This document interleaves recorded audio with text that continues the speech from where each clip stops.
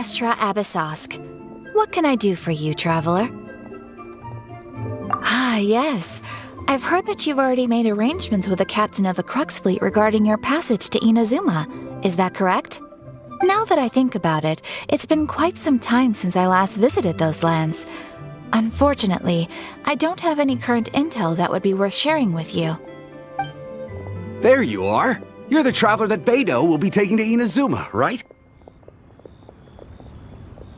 The fleet is nearly completed reprovisioning. Once the crews have taken a head count, we can get underway. Captain Beidou sent me to come get you. We'll weigh anchor as soon as you're aboard. Seems Beidou is the captain of her word. Of course! There are many things that the captain insists upon. I'm sure you'll see for yourself once you're on board. So you'll be heading off then? I suppose congratulations are in order. Whether the journey before you leads to the heights of the heavens or the depths of the abyss, each step you take is another achievement. Until we meet again, Ad Astra Abyssosk. Oh, it's kinda hard to say goodbye now. We practically see each other every day. Well, if that's how you feel, why not come and find me when you arrive? I'll be awaiting you on Narukami Island. So there's another Catherine in Inazuma? See? There's no need to get all sappy now. Well, I guess it's time for you to bid farewell to Liyue Harbor. Now that I've delivered my message, I'll be heading back. The ship is currently anchored off of Guyun Stone Forest. Okay, thanks for coming all this way to let us know. Just following orders. I'll see you two aboard the Alcor.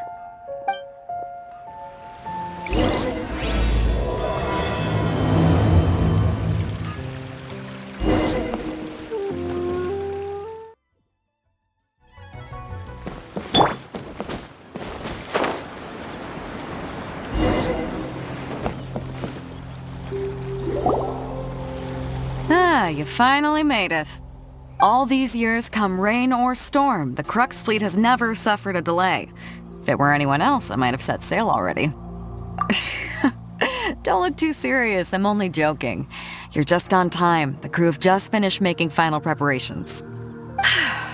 Well, now that everyone's here, we set sail for the land engulfed by storm and tempest. The nation of eternity. Anchors away!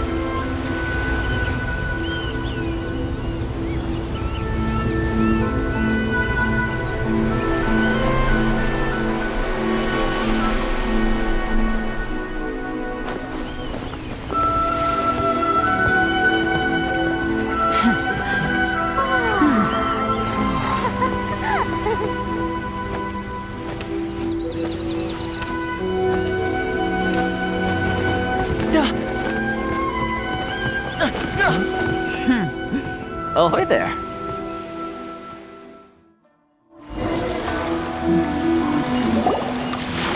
So, you finally made it. You sure kept me waiting, Captain. And it appears we have a couple of stowaways. Or perhaps I should say, honored guests. Shush! You can blame your almighty Shogun. The tempests around Inazuma have been growing all the more fierce lately. Though the fleet was fully up to the challenge, the inclement weather still caused some delay. Now then, let me introduce everyone. This is Toma, a trade partner that I've gotten to know recently. You don't know how long I've been waiting to see you. Toma, these two are... Oh, no need for introductions. Their reputation precedes them. It seems even the stormy seas can't keep rumors of these Outlanders' sterling deeds at bay. Oh, it's sure nice to hear you say that. With any luck, it'll give you a head start here. Toma's resided on Rito for quite some time now. It wouldn't be going too far to say he's the fixer around these parts. If you run into any problems here, just talk to Toma. But if he tries to pull any moves on you, I'll be sure to deal with him personally the next time I'm around. No need to worry. I'm sure we'll get along just fine. Good. Then if it's all settled, I'll be going. I wouldn't want to be caught with my sails down here. I do have a wanted fugitive on board after all. Oh, right. Kazuha. Until next time, traveler. Remember to give it your all, no matter what perilous storms you may encounter. Fair seas, Captain Beto. Bye-bye.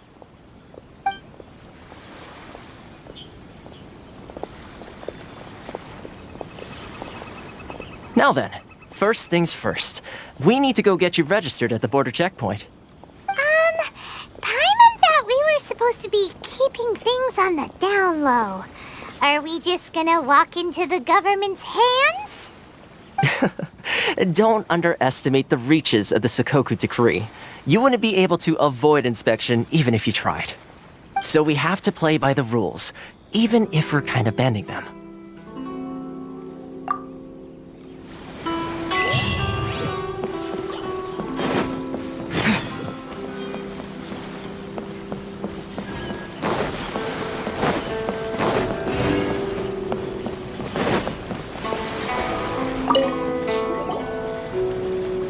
Hello? Please state your name, identity, and the purpose of your visit. Oh, except you, Toma. You must be new here. Uh-huh. Excuse me? Please provide the information requested and also declare any goods you are carrying with you. Currently, only members of the International Trade Association are authorized to engage in the import and export of goods. Do you have your trader's permits?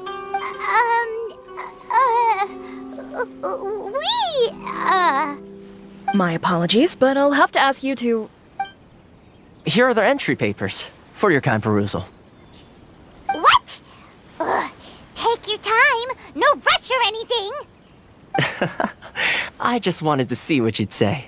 Sorry about that. I see. Okay. Your papers are all in order. Welcome to Rito. Whew.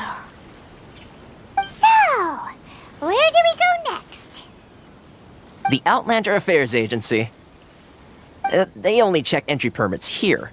If you want to remain on Rito, there's a process you have to go through with them. Sheesh. So it is super strict, just like everyone says. Well, let's not forget that to everyday folk in Inazuma, people from everywhere else are referred to as outsiders.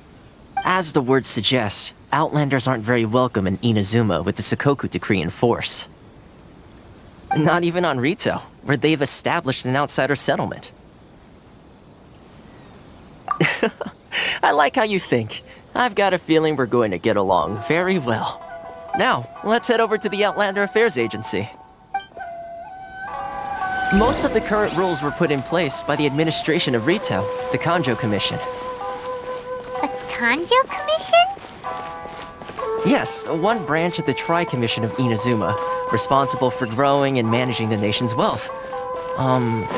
You really haven't heard of it before?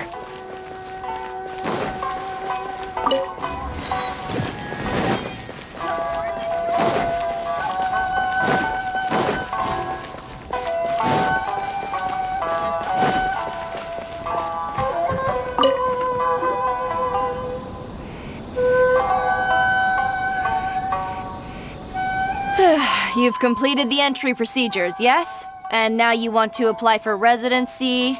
Both of you? Yes, please. Okay, the processing fee will be 2 million mora. 2 million? For a processing fee? Are you serious? That's right. 1 million per applicant, which makes 2 million total. Don't worry, you can trust my math. Paimon wasn't so much questioning your math as... Ma'am, these two here are good friends of mine. I think you'll find I'm one face you recognize.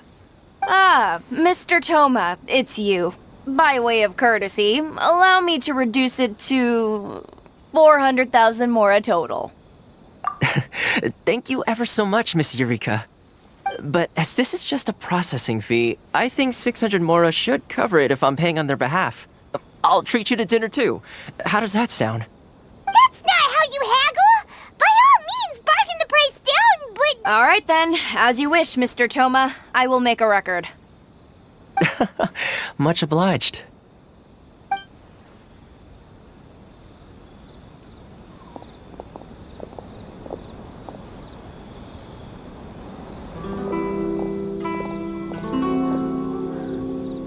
What? She went from 2 million down to 600? There's something seriously wrong with people's sense of finance around here! It's not as mind-boggling as you think. A processing fee is just a figure of speech.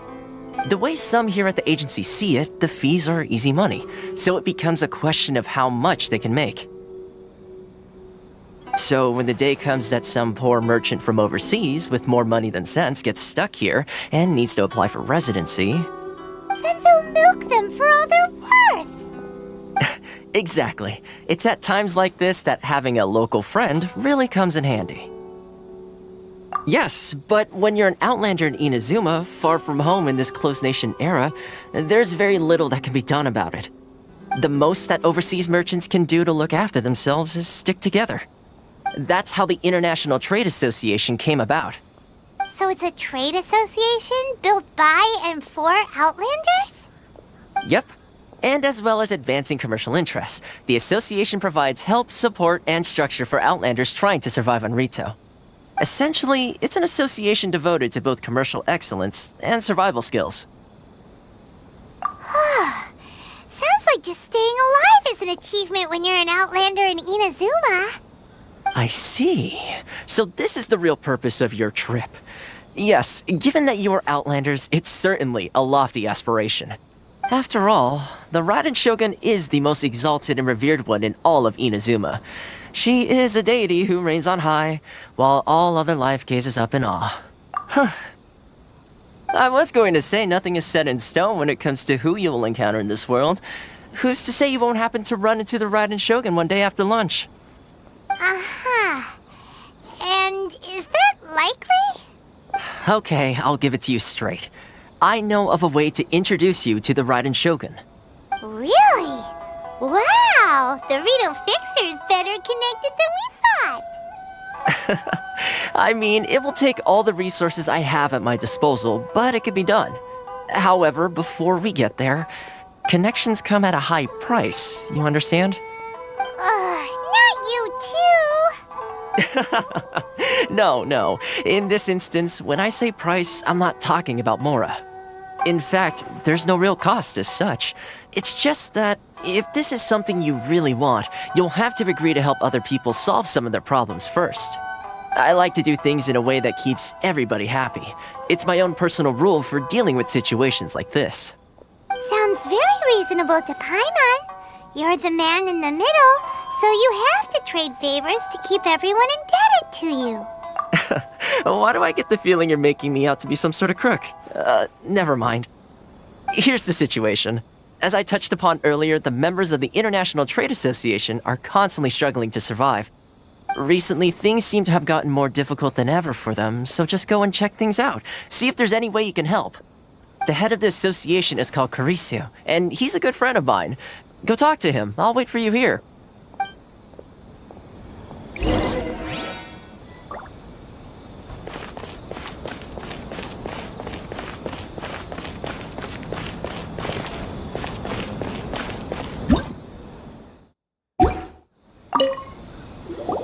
Huh? Hello there. You must be seeking refuge with the International Trade Association. The Outlander Affairs Agency took you for all you're worth, I suppose. Good. That's a relief. You need to be careful, or you'll find yourself losing your savings all at once. We heard the association has been having some difficulties lately. Is that true? Yes. Left, right, and center. Obstacles at every turn. But that's nothing new for us. The Sakoku decree certainly makes things difficult for anyone who wants to come here from overseas. But it's not the root cause of our woes.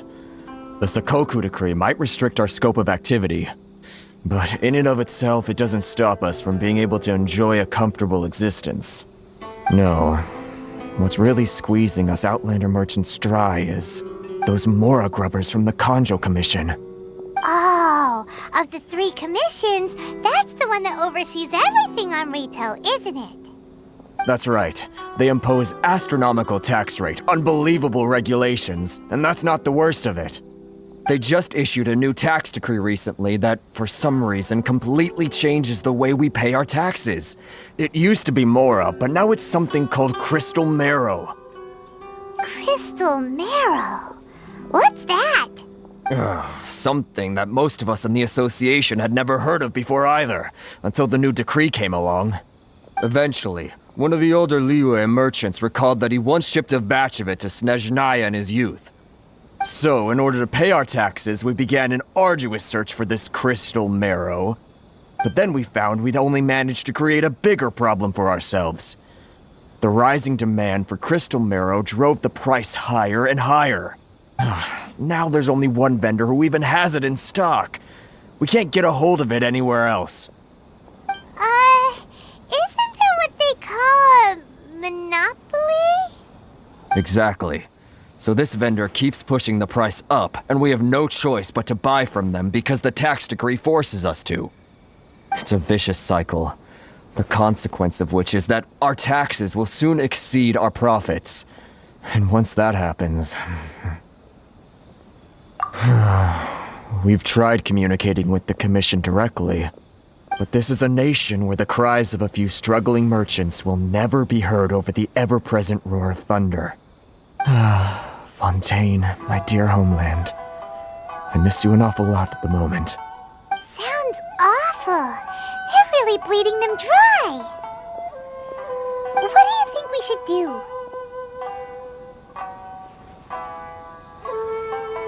But Carisu's the head of the association, and even he hasn't had any luck. Not to mention, we're Outlanders too. Right, and besides, I think this may well be the fate they've ordained for us. Okay. Well, we could try tackling the problem by going to the other party involved. That vendor... I've actually done business with him in the past, but after a point he stopped contacting us. I have no idea where he sources this stuff. Well, it definitely sounds like he's being unfair. How do we find him? We could go talk to him and see if he lets anything slip. Hey, that's a pretty good idea. Since you're not affiliated with the association and you're new to Rito, he may just let his guard down. If I remember correctly, our usual meeting point with him is under a tree by the coast in the residential district. See if you can find him there. Got it! We're on the case!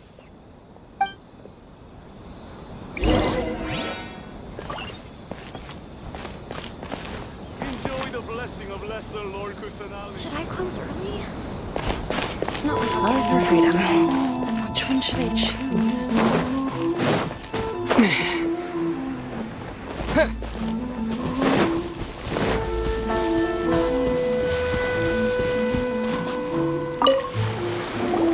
Huh?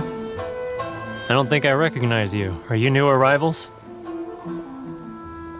Haha, very funny. Real fixers don't need to refer to themselves that way. I wasn't born yesterday, you know. So, what do you need with me? The sheer nerve. You don't go around asking questions like that. If I gave you my sources, I might as well hand you the whole darn business. Trade secret, got it? You know what trade and secret mean, right? This guy's got a bad attitude. Are you even buying? Oh, I see what's going on here. Kurisu and his associates sent you here to try and plead their case, didn't they? They're wasting their time. The price is non-negotiable, not by a single mora. Hey, what's your problem? Get out of here, go on. Tell them they're lucky to be buying from me in the first place, and they ought to be more grateful. If it weren't for me, they'd be in seriously hot water. What are we gonna do? There's no talking to this guy.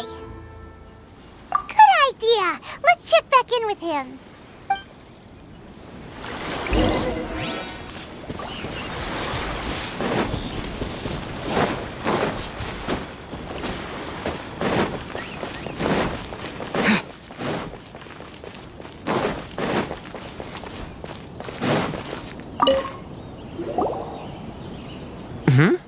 That was quick. You resolved it already? Actually, we're having a little trouble. No? Well, by all means, tell me what you need. I'll help as much as I can. Getting you to go fixing things when you've only just arrived is quite a demand.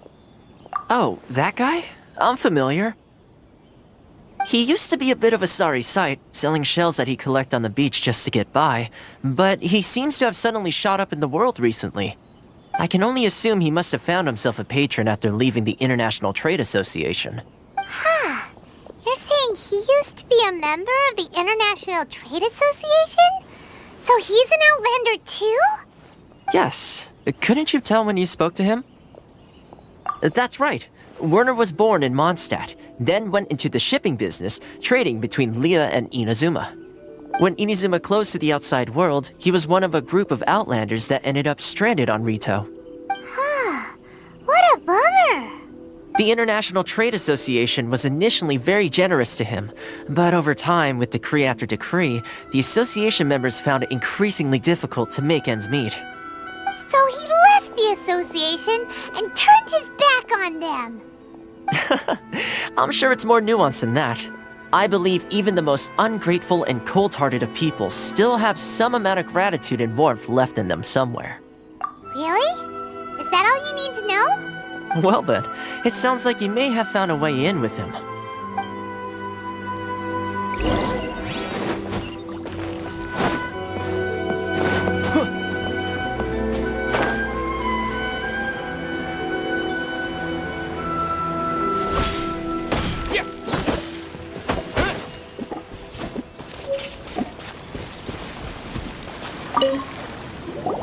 What are you doing back here?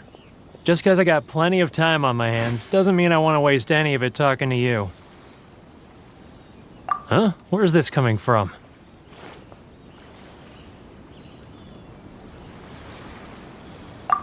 Mondstadt? You were talking about Mondstadt.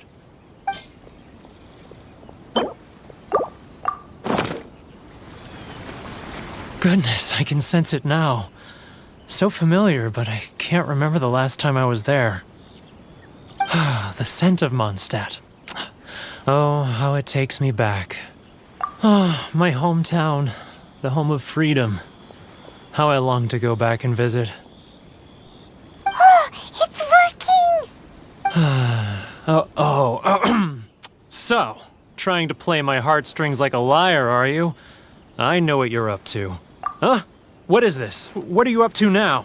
Just close your eyes already! You mean the sound of the ocean? Leah Harbor. I can see it so clearly. Oh, and the sound of the waves. The calls of the merchants. Xiao lanterns. I'm right there at the lantern right. Oh, look at them floating up into the sky. This guy has a really active imagination. Either that or he really does miss Liyue Harbor. Liyue.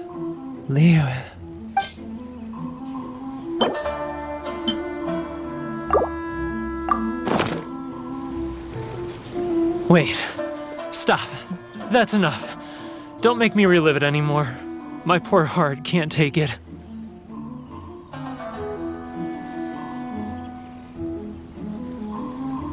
You mean the folks from the International Trade Association? And I suppose they are far from home, just like me. Often, I'll sneak down to the shore at night and listen to the sound of the waves. I like to imagine it's the voice of my hometown, carried across the ocean. I've run into folks from the association more than a few times doing just that, but I always hide my face and slip away. Don't you think I've wanted to talk things through with them and free myself from this anguish? Well, no one's stopping you, so... They're so resilient. None of them had anyone else to rely on, so they rallied together, committed to finding a way to survive. But I couldn't do it. I'm not strong enough. So I caved. Those people, they'd make the smallest of promises, offer the most measly benefits, and I'd do whatever they asked of me. And make Mondstadters look like the worst people in the world. All right, I'll tell you the whole story. It's eating me up inside, and I can't take it anymore. You ready to talk now?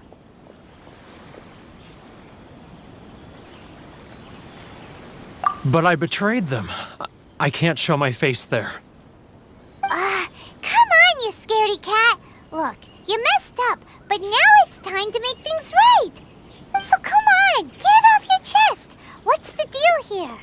It's a scheme by the tax collection Ashigaru, Keijiro and his companions. They start by overtaxing the merchants, then take the extra crystal marrow they receive and stockpile it. Once the merchants run out of places to buy crystal marrow, they get me to sell that extra stock back to the merchants at an extortionate price, with the proceeds going to the tax collection Ashigaru. It's plain evil gouging them like this. I'm their puppet, yes. But my cut is a tiny fraction of what we take in total. It's barely enough for me to live on. Evidence? You're right. Without conclusive evidence, he will never admit it. Now that I think about it, whenever I report back to him after a sale, he always heads to the same place. It's always made me suspicious. As it happens, I handed some Mora over to him not long ago. I can show you where he went if you want. Really? Well, then there's no time to lose. Let's go!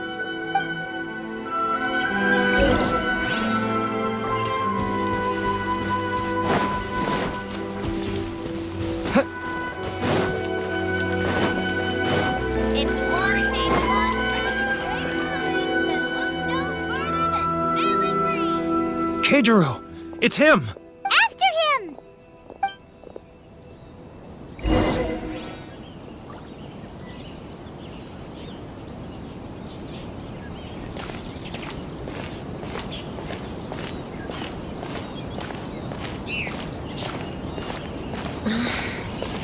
Should I close early? It's not like I'll get any customers. Which one should I choose? Ah, Ryoko, how's business? If you want to taste Mondstadt, All the better thanks to your generous patronage. Sailing Green. Good. Thankfully, I earn plenty these days. Oh, but of course, tax collection is difficult Should I work. close early? It's not like I'll get any customers. Now, who else is behind? Too close! That's too close! He's getting further and further away! Let's catch up a little. What was that sound? Shh! Quiet! Don't let him find us! Must... Too close! That's too close! He'll notice us for sure! He's getting further and further away! Let's catch up a little.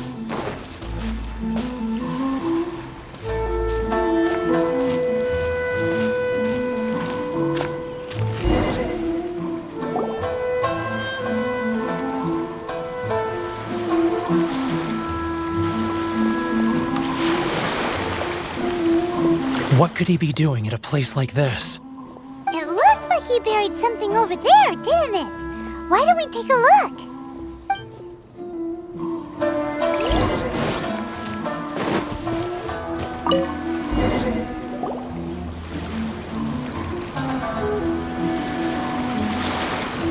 Whoa, it's a ledger. Boring! Paimon thought he'd hidden a big pile of Mora here.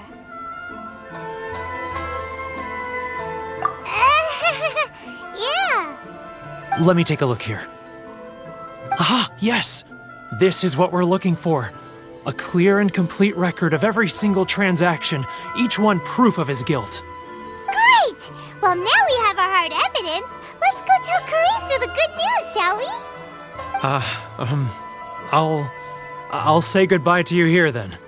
Huh? You aren't gonna come with us? I need a little more time before I'm ready to face the head of the association. I'm sorry. Huh. Poor Werner's a pretty awkward guy, huh?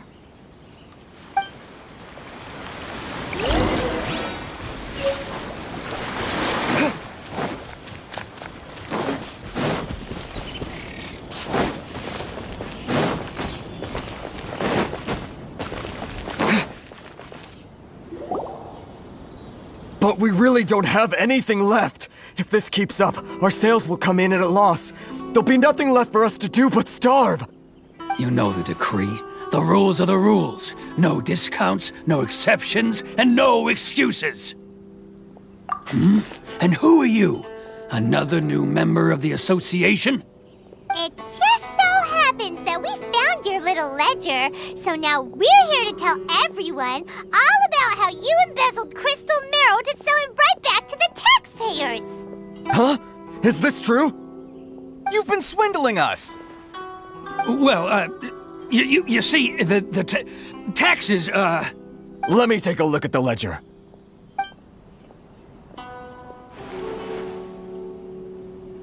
Well, would you look at that?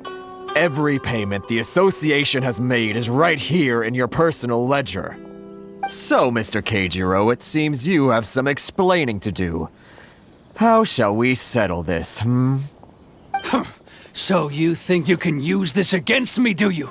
It's quite obvious that I'm merely trying to earn a modest living for myself, like anyone else. Word has it that samurai and the commission place great importance on reputation and prestige. Though I'm sure commission members won't blame you once word gets out. Huh? Is that a threat?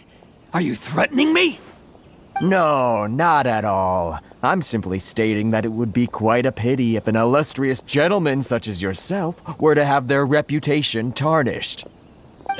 Well, even if what you say is true, what do you suggest we do about it? I believe you still have a quantity of crystal marrow in your possession, correct? Perhaps that crystal marrow could be used as compensation for the recent tax hike, and us merchants could finally have some more breathing room. Is that it? Do you have any idea the hoops I had to jump through to get the crystal marrow and keep it hidden? Fine. In that case, I'll send it over to you today. And not even an ounce of shame for his actions. So that's it? My shop's been closed for weeks now. I've even had to ask my friends to help bail me out. What about my losses? Come on, Harrison. We've already struck a good deal here. I'm sick of being pushed around like this. I won't let him off so easily. Harrison! Hey, what's all this racket? Does someone dare question the decree? Ah, Chief, you've arrived. What was all the commotion I heard just now? Oh, we were just discussing a minor tax issue. I do my utmost to lend them a helping hand, but they're never grateful. A helping hand? The only thing you're doing is stuffing your greedy pockets with our hard-earned wealth. I assure you that Hirage Shinsuke will hear of this. Oh, and you dare to utter the commissioner's name. You outlanders have no respect for the rules. Seize the merchants. We will resolve this dispute back at headquarters. Uh-oh. This is going in a bad direction. Gentlemen, come now. Is there any need for this? If there's a dispute to resolve, let's get a drink and talk it over. Who are you supposed to be? And why in my right mind would I join you for a drink? Ha! You never heard of the Fixer? Here's my card. Huh. You're from the Yashiro Commission. Shh. Huh. Well, this is Kanjo Commission territory. However powerful the Yashiro Commission may be, you have no business meddling in Rito's affairs. Of course not. Still, perhaps you could show the young lady of our clan some courtesy. You wouldn't want your name showing up in a petition to the Shogun, would you? That fan, the Shirasagi Himegimi. I don't need any trouble with her. Okay, let's forget all this. It'll give us one less thing to worry about. But, Chief! Enough! We're leaving. Let's get dinner one day soon, gentlemen. My treat, I insist. No response, huh? I suppose that bridge is well and truly burned then. Thank you so much, Toma. But I'm sorry your relationship with the Kanjo Commission had to suffer for our sake. Hey, I was joking. It's a small price to pay, and you're more than welcome. If there's anyone you should be thanking, it's the Traveler. He's the one who found a way to turn things around. If nothing else, I'm sure the tax collection Ashigaru will tread a little more carefully in the future. Toma, what was all that? Shh, not here. Too many people listening. Let's move somewhere else.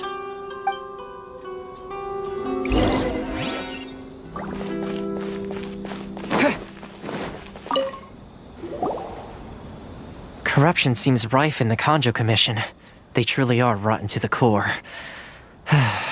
All right, time for me to answer your questions. What would you like to know?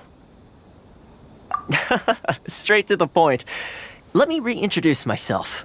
I belong to the Kamisato clan of the Yashiro Commission on Narukami Island.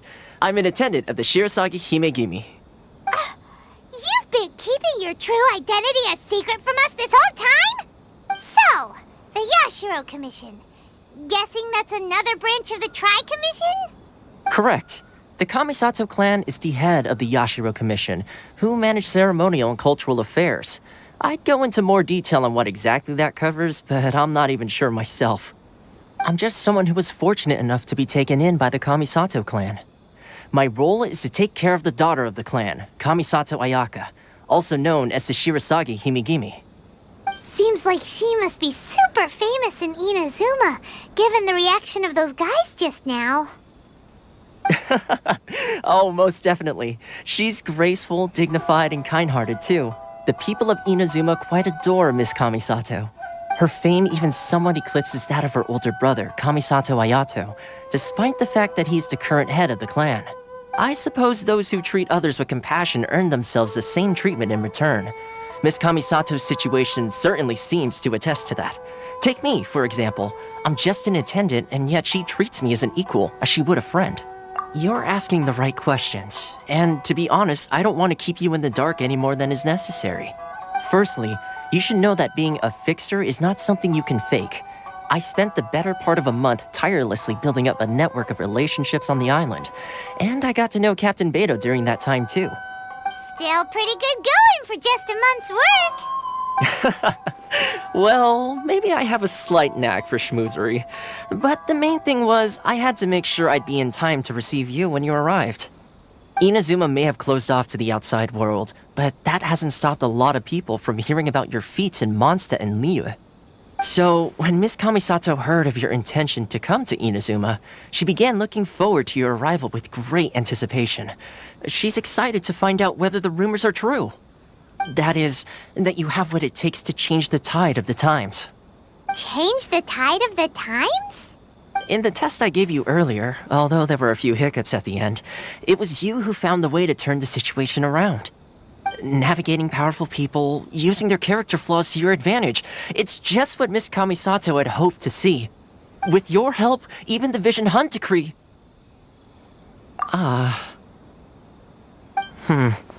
That's an unexpected development. Perhaps our sources were misleading. Yes, of course. I completely understand, and as agreed, I shall help set that up for you. Toma sure didn't put up much of a fight. Well, my work on Rito is done. So I suppose this is goodbye for now. Oh, one more thing. This invitation letter is for you. When you get to Narukami Island, you can find me at the Komori Tea House, as per the letter. Good luck with everything. See you soon.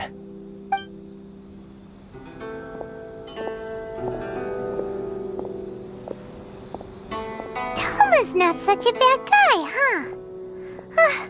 We should get going. Huh? What's up? Oh, right! right! Paimon forgot all about that! Wait, so did Toma forget that too? Oh, darn it! No wonder he was so matter-of-fact about the whole thing! As soon as we get off Ritu, Paimon's going straight to Komura Tea House to settle the score! Well, guess we should give it a try. Let's head to the border and see how far we get.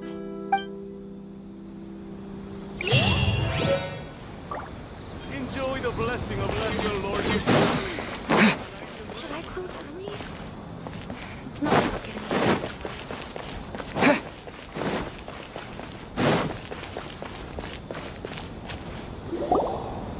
Stop there! Present your travel permits. Sorry, but we really gotta get to Narukami Island. It's kinda urgent. If you don't have a travel permit, this is as far as you'll get. Those are the rules. As expected. Traveler, you gotta think of something. How do we get out of Rito? Are you saying we should go and meet with the Kanjo Commissioner? Guess it can't hurt to try. Even if Paimon has a few choice words to say about his subordinates. Who knows? Maybe he's our biggest fan.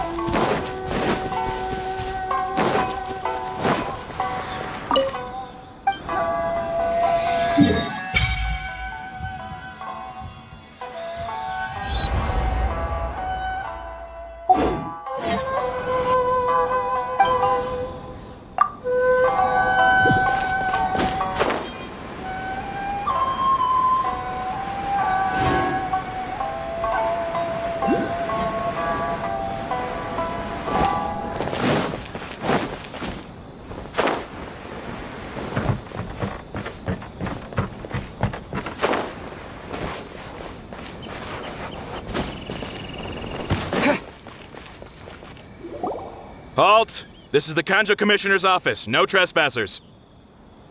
We're here to see, the Kanjo Commissioner?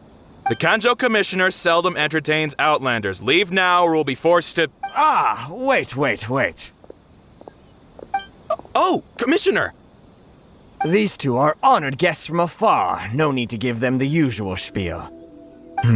Come on in. Let's see what we can do for you. Did you get all that, mister? My sincere apologies.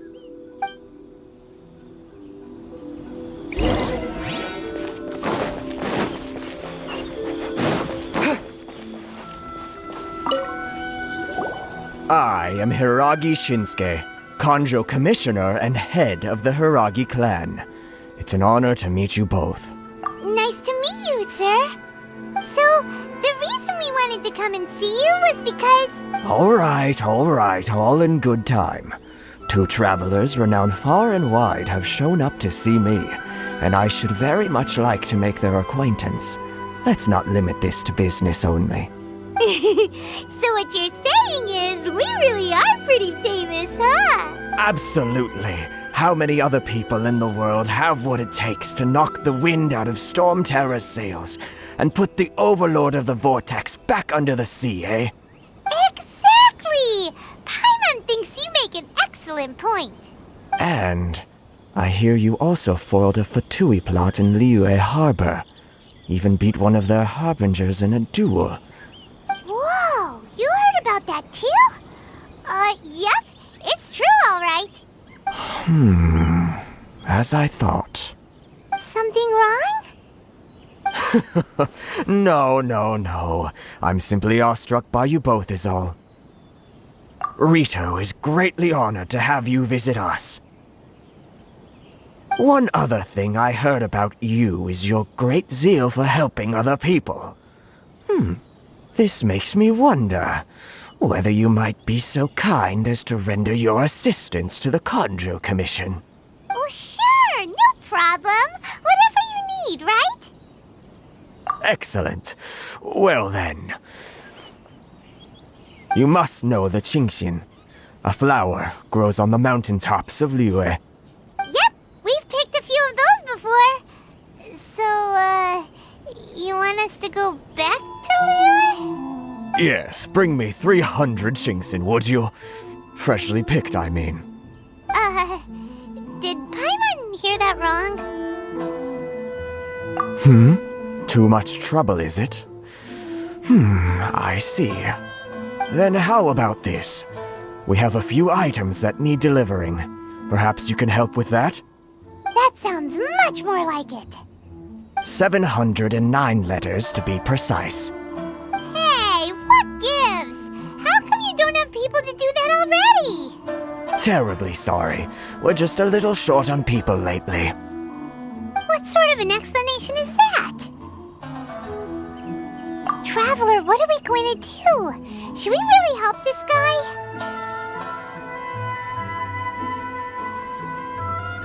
That's the spirit.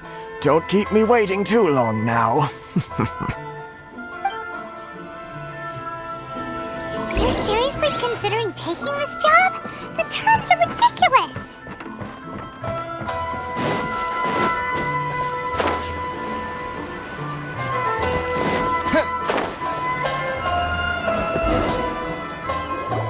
Halt, you two! Huh? What did we do? Miss Hiragi has a letter for you. She insists that you read it immediately. A letter? Quick! Let Paimon see! So this means she wants you to secretly meet her at night? But you didn't seem surprised at all by this. What's going on? Paimon knew something just didn't seem right about him. Let's ask her tonight and see what she has to say.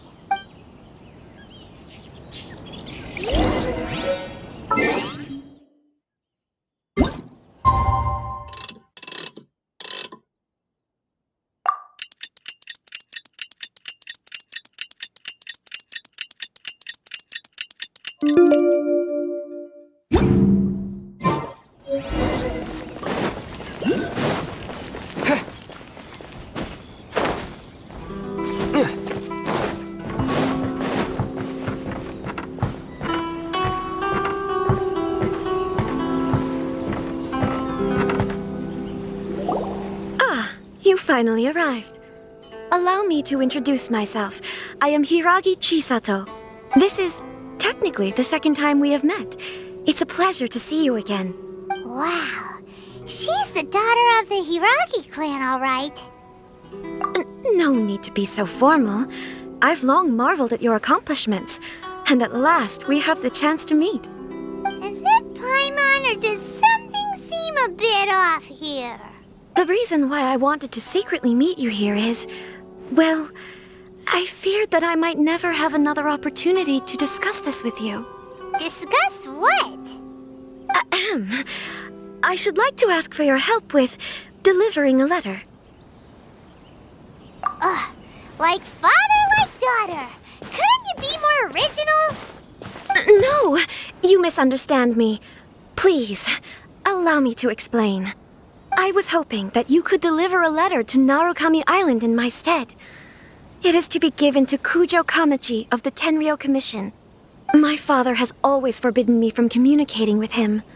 He knows that there are prospects for my marriage that would better serve him politically. But my heart is with Kamachi.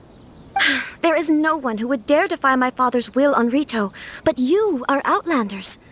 Outlanders seeking to get to Narukami Island. It would be regrettable to let such an opportunity pass.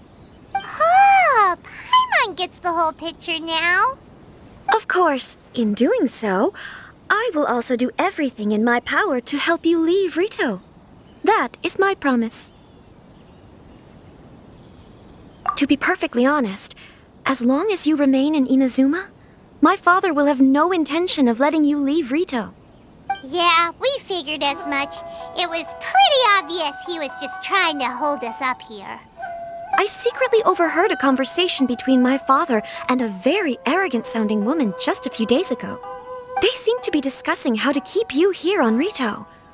In fact, it was the first time I had ever heard my father speak so respectfully to someone who wasn't the shogun. We don't have much time. I'll tell you my plans to help you off the island. It just so happens that a shipment of goods is... Very well. I'll be waiting for you at the border. I'm counting on you to deliver my letter.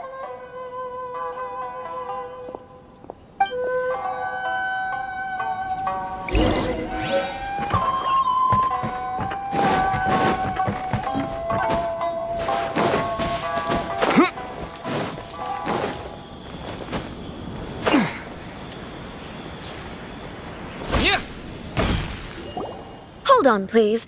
These goods are being sent to Watatsumi Island? My lady, this is an unexpected honor. You are correct. These goods have been repeatedly requested by the Kanjo Commissioner. We must be certain that they reach Watatsumi Island intact. Is there something wrong, Lady Hiragi? No, as you were. My father simply has some concerns of the shipment's safety, and has ordered that myself and an additional qualified escort be dispatched to ensure safe transport of the goods. My lady, you aren't suggesting that you intend to escort this shipment personally, are you? There's certainly no need for you to trouble yourself with such a matter. And as for this qualified escort... Please, do not cause us any further delay. If memory serves me right, my father has already asserted that this shipment must arrive on time. I'm certain punishment will be duly dispensed if it fails to do so. Yes, of course, my lady. It's just that, well, we don't know who this... Now, need I remind you of the penalty if anything were to happen to me en route? I'm sure you are all quite familiar with my father's temperament. Do you really presume that you can fully guarantee my safety on your own? Boy, Chisato can talk the talk. They don't stand a chance. Yes, my lady. Very well then. It's an honor to have you accompanying us. Your safety is our highest priority. Shinojo, you can't really be agreeing to this. Well, the request is from Lady Hiragi herself. It is our duty to serve her in the utmost capacity. Yes, but that's not the problem here. Well then, if we're through here, I suggest we set off at once. Dawdling will only allow potential thieves more time to prepare, no? Yes, my lady. You heard her. There's no time to lose.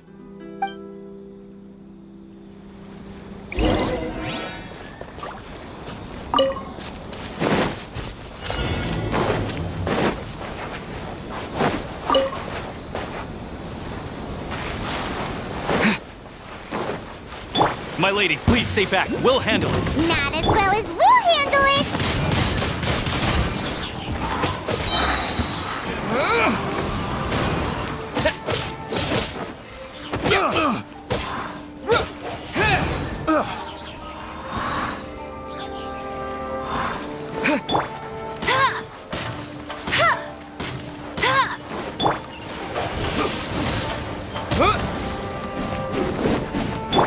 Come a little closer.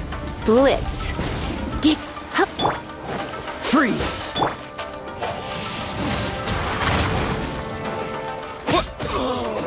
There's no direct assault! Cool it. Oh, so sorry. Try not to enjoy this too.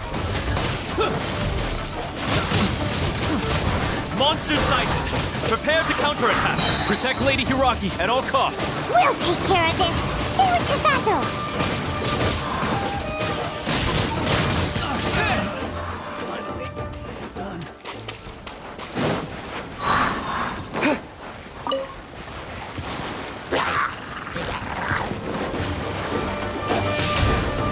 Watch out! More monsters inbound! Lady Hiragi, stay close!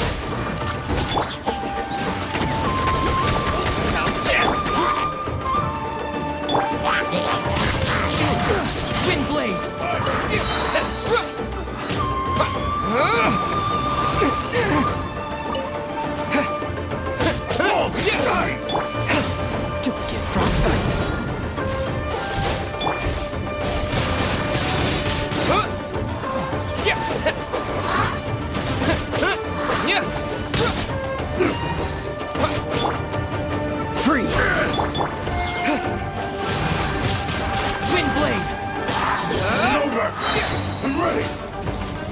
with the wind!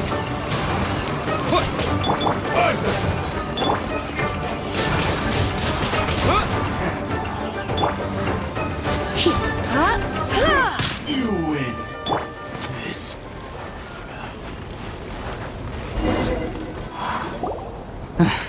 We can take refuge in the village up ahead. How are you faring, my lady? I'm perfectly all right. You may stop here. The road to Narukami Island is just over there. In my letter, I've requested Kamaji to grant you a special travel permit from the Tenryou Commission. Consider it a token of my appreciation. My lady. So that's how it is. I had a feeling something was amiss, but Shinojo, you... No, Lady Hiragi would never hide anything from us, I'm sure of it. But who is this Kamaji you speak of, my lady? I'm not afraid to say that he's the one I love. The one you love? Shinojo, did you honestly think that... What? No, I was just clarifying, that's all. I would never in my wildest dreams, You two needn't worry. Please, forget that this ever happened. If my father catches word of it, I alone will be held accountable. Yes, of course. As you wish, my lady. But what will happen if your actions here are discovered, Chisato? Don't fret. My father has always been one to spoil me. The worst he'd do is sentence me to half a day without food, or something to that effect. Huh. Paimon never suspected a guy like him could have a soft side. I wish you a safe journey. I'm sure we will meet again. Bye, Chisato! Come now. Quit your staring and let's get moving. We've got goods to shift. All right.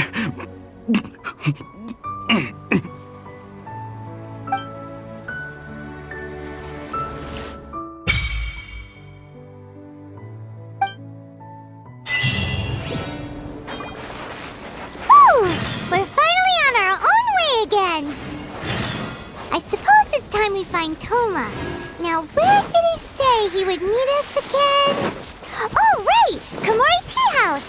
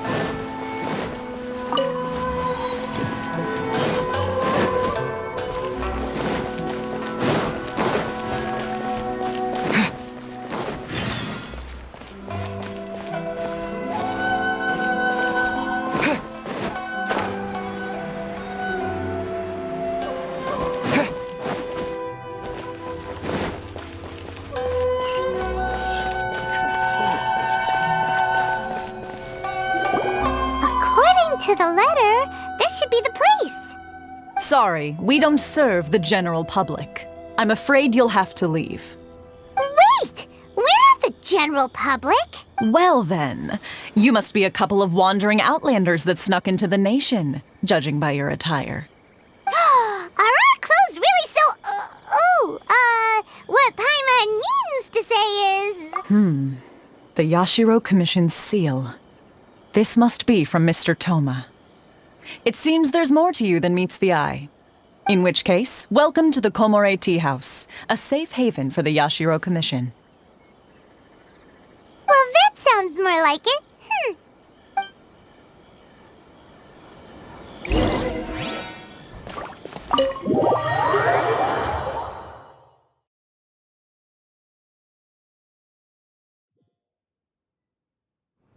Well, now that we're here, where's Toma? Paimon doesn't see him anywhere. Do you think he forgot his promise to meet us? Who forgot their promise? I was beginning to think you'd forgotten about me. What? Is that dog talking to us? Relax, no need to look so surprised. I take it this is the first time you've seen me in this form? Huh. So you didn't see anything like this when you were in Liyue Harbor? Now that you mention it, this does suddenly seem less out of the ordinary. Alright, I've had my fun. Hey! You're this close to getting an ugly nickname, mister! Well, I've had some time to kill, given that I've been waiting here for you for so long, as was the case in Rito. So I came up with this little fun greeting for when you arrived. But in all seriousness, I would like to apologize about that little test you went through earlier, though it was quite necessary. It helped us determine whether or not to bring you before Miss Kamisato, and whether you had the courage to face the lightning alongside us. Don't think that Paimon's gonna forgive you just because you're getting all serious now. Sorry, did I overdo it? My apologies. Let me just say this. You've often found yourself skirting the rules from the very beginning, haven't you? Naturally, this is due to your unwavering and resolute determination. A long time ago, we had a friend who was much the same, but when the lightning struck...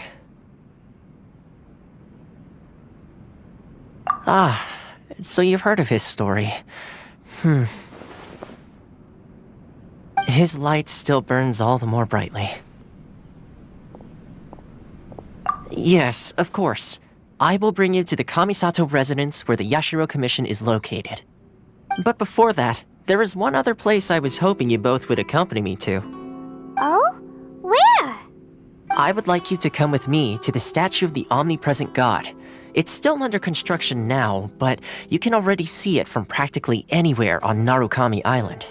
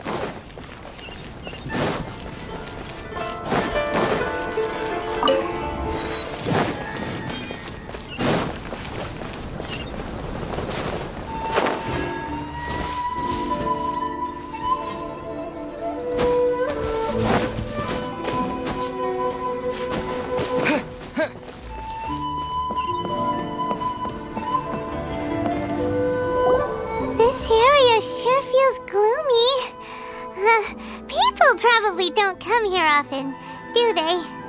Huh? Are Paimon's eyes playing tricks? Or are there things embedded in the statue? Visions. Visions? You mean all the visions that are collected from the Vision Hunt decree are put into this statue? So you've already heard of the Vision Hunt decree. Before I try to explain, I should perhaps remind you first that Mondstadt is the city of freedom, and Liyue is the city of contracts. As for Inazuma, it's known as the Nation of Eternity. The Raiden Shogun is both the nation's most powerful ruler and its deity. The Eternity in question is her endless and unchanging will to rule over Inazuma. As such, she relies on the Tri-Commission to regulate the nation's affairs and the Sakoku Decree to limit the people's movement. The Shogun wishes to keep Inazuma in stasis, allowing the stream of time to flow from one end to the other without disturbing it for all time. Seems like every god has their own will. Of course, this is my own limited understanding. As for the reason behind the recent Vision Hunt decree, perhaps the Shogun believes that visions grant people the power to change, and that her eternity doesn't allow for such instability to exist. Whatever the case, the fact is that the Raiden Shogun has dispatched the Tenryou Commission to scour the nation for visions, embedding each one in this statue. And this statue of the omnipresent god can be seen as Inazuma's symbol of eternity.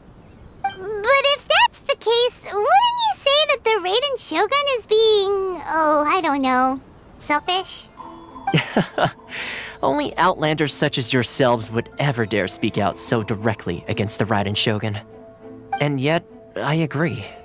The Vision Hunt decree is something that simply should not exist. And Miss Kamisato has been committed to fighting it since the day it was announced.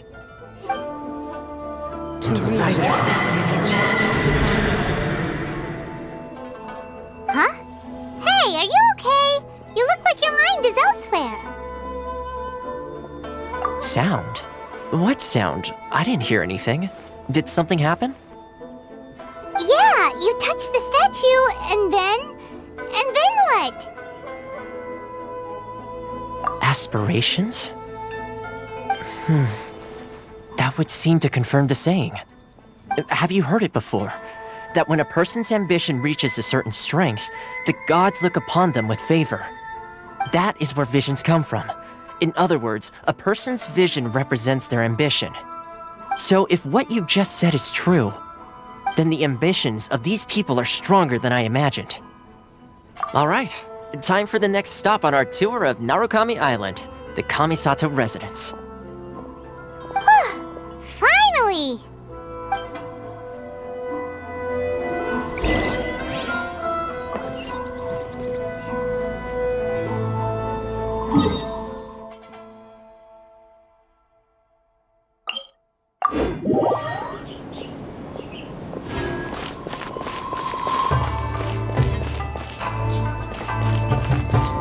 Kamisato clan will be fine.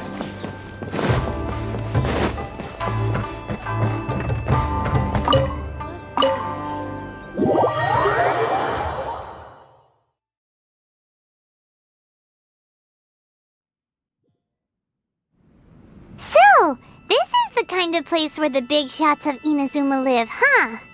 Paimon kinda expected it to be snazzier. Welcome at last to the Kamisato residence, honored guests. Miss Kamisato is delighted to finally meet you. Is this the Shirazage Himegimi you keep going on about? So, where's she at? Behind the screen? Yes. As the daughter of the Yashiro Commission, this is how Miss Kamisato is accustomed to receiving guests. Consider it a time-honored tradition within the Yashiro Commission. Forgive me if this is an unwelcome surprise. Makes sense. She's a super important person after all. Please forgive my lack of courtesy for receiving you in this fashion, especially following such a long and wearisome journey over the sea. I have awaited your arrival with great anticipation, and Toma assures me that you do indeed possess the power to change the tide of the times. At present in Inazuma, in the name of the Vision Hunt decree, the people's aspirations are being senselessly trampled underfoot. Though the Yashiro Commission serves the Shogun, It is the people with whom we share close bonds, given the contact we are required to have with them in the performance of our duties. A commission's power rises and falls with the trust of their people. Thus, we cannot remain indifferent to this situation without also remaining indifferent to our own fate. Traveler, lend us your power, and we can... Oh. See, milady, it's just like I said. This will take us nowhere. No, please! Wait! Please, don't go! I will introduce you to the Raiden Shogun on one condition. You must fulfill 3 small wishes on my behalf. What are your wishes? They pertain to 3 whose visions were taken from them. Perhaps once you've met them, you will understand.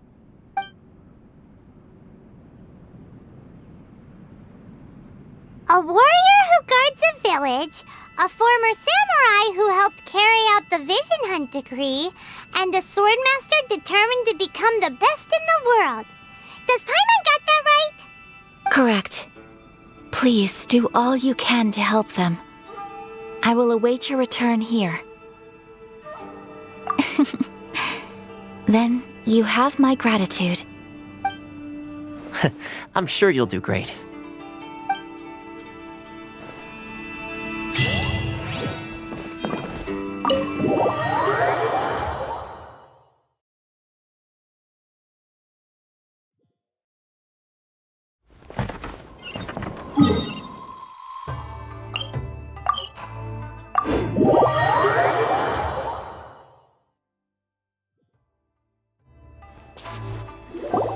Let's see. Where's the person Ayaka told us about?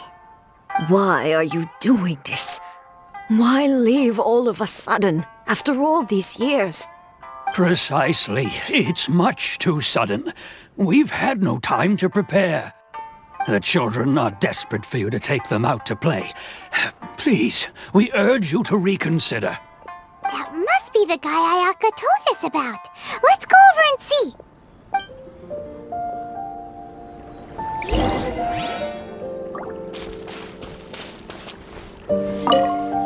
Ah, you must also be here to try and convince Tejima to stay. Tejima has protected this place ever since he arrived here 30 years ago.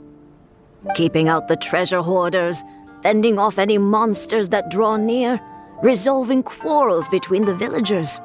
He has put an enormous amount of work into looking after this place, and we all think the world of him. But now, all of a sudden, he says he plans to leave us. We can't help but wonder, was it something we did? We will gladly apologize if that's the case.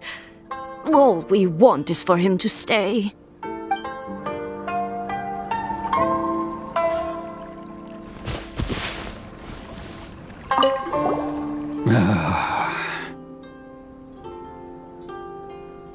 If you want my opinion, something to do with the Vision Hunt decree.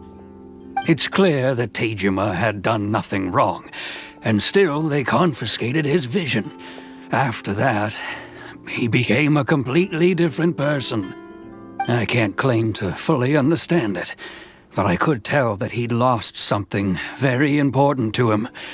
He went off on a walk, alone, circled the village a few times, and then out of the blue, he announced that he was going to leave and become a wanderer. Truth be told, we aren't sure whether trying to keep him here is the right thing to do. But equally, it doesn't feel right to let him leave when he's in this state. He's a lost soul. Seems like he's a well-respected guy around here.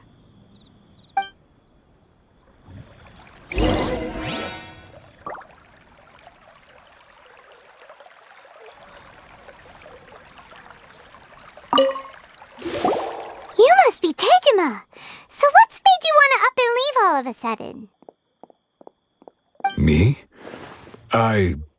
It's not a question of why I want to leave, but a question of what reason I would have to stay. True, but that's not why I chose to stay here. And what made me want to come here 30 years ago? And why have I never wanted to leave in all that time? I don't have answers to those questions because I can't remember anymore.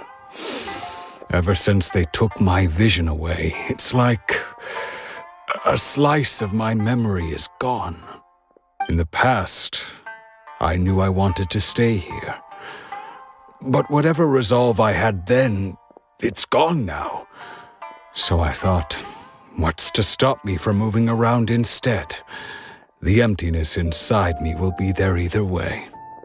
Okay. Well, in that case, if we help you rediscover the reason you chose to stay, you won't need to leave anymore, right? But if you can't remember anything, it's not gonna be easy. Oh, maybe if you just try a little harder to remember, then it'll all come flooding back? Oh, that reminds me. Last time I brought Tejima some fruit, I do believe I saw him writing in a diary. I keep a diary? If you say so. I honestly can't seem to remember. Oh, yes, you do. And what's more, I remember you saying at the time that you wanted to make a note of a few interesting things. Things which would prove very important at a later date. Perfect! So if we want to keep Tejima from leaving, we just need to find his diary. It must be around here somewhere. Let's take a look. If you don't mind, we will leave you to find the diary. We should head back to the village to inform the others of Tejima's situation.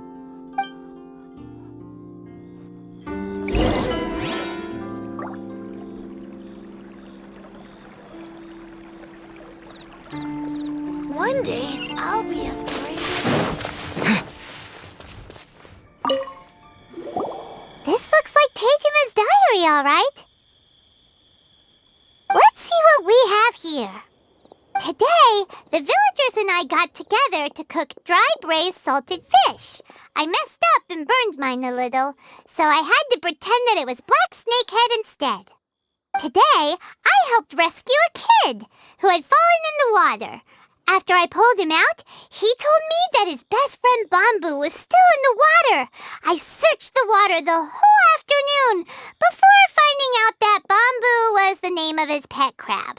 I went kite flying today. The string broke, so I chased after it as fast as I could. I soon realized I was never going to get it back, so I just found somewhere to sit and watch as it flew away into the distance. Seems like your average diary of daily village life. Huh? Wait, there's more! I went to pray at the shrine again today and stayed there a while. The omamori you gave me has faded a little, but it is still my most treasured possession. Now that's the kind of info we're looking for. Time to pay a visit to the shrine.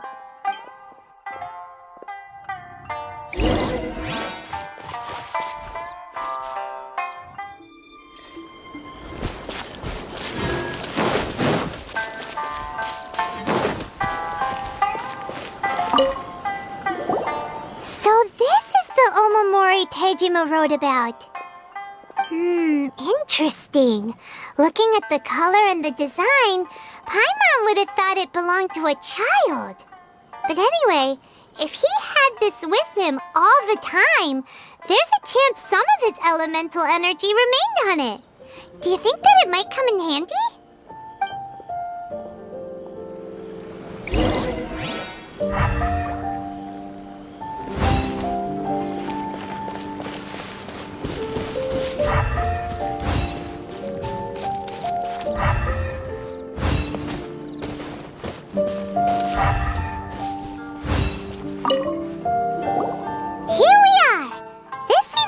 Somewhere that Tejima visited a lot.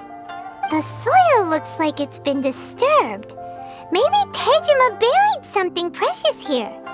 Something that kept him in the village all these years? Must be something pretty amazing if it made him stick around for 30 years. Let's dig it up and take a look. It looks like a letter. The paper's gone yellow. Must have been written a really long time ago. Konda Village. Sounds so familiar. Where is that place again? Huh. So the reason Tejima came here was to wait for someone. But he's been here for 30 years. Oh, guess they didn't show up in the end, huh? Well, let's go give Tejima his stuff back and take it from there.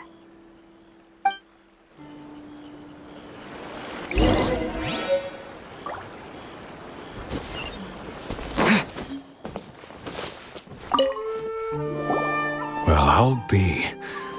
That's certainly my handwriting. And I guess the Omamorian letter belonged to me too. But I have no memory of anything that's written in this diary.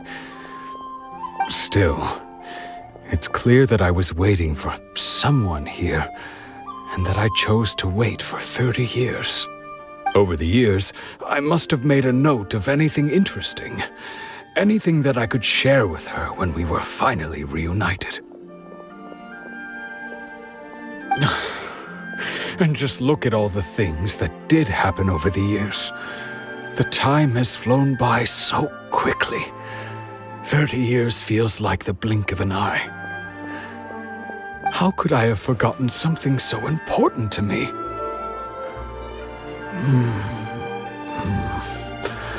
Now that I think about it, when my vision was taken from me, it felt like I'd suddenly been hollowed out.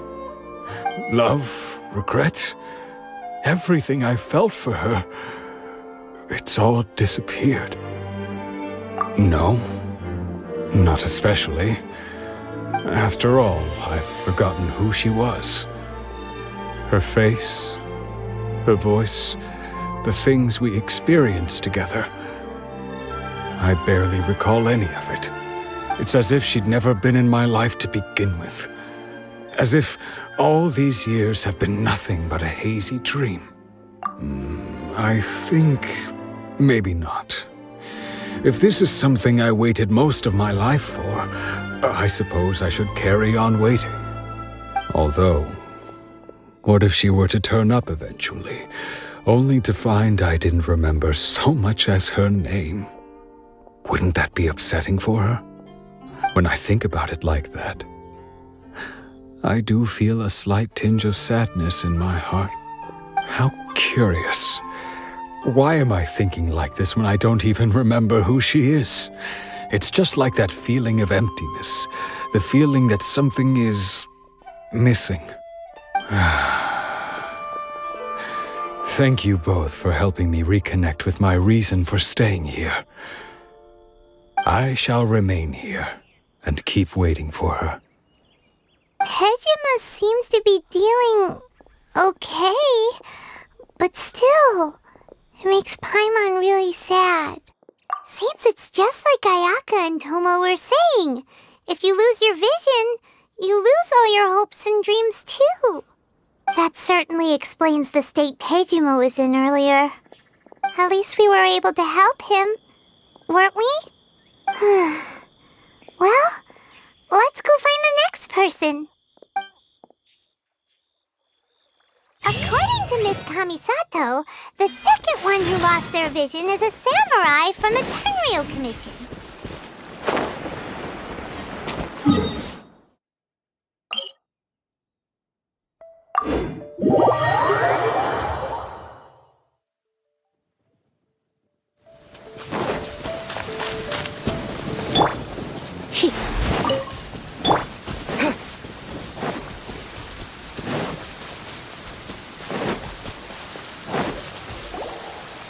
They say the Tenryou Commission is directly controlled by the Shogun.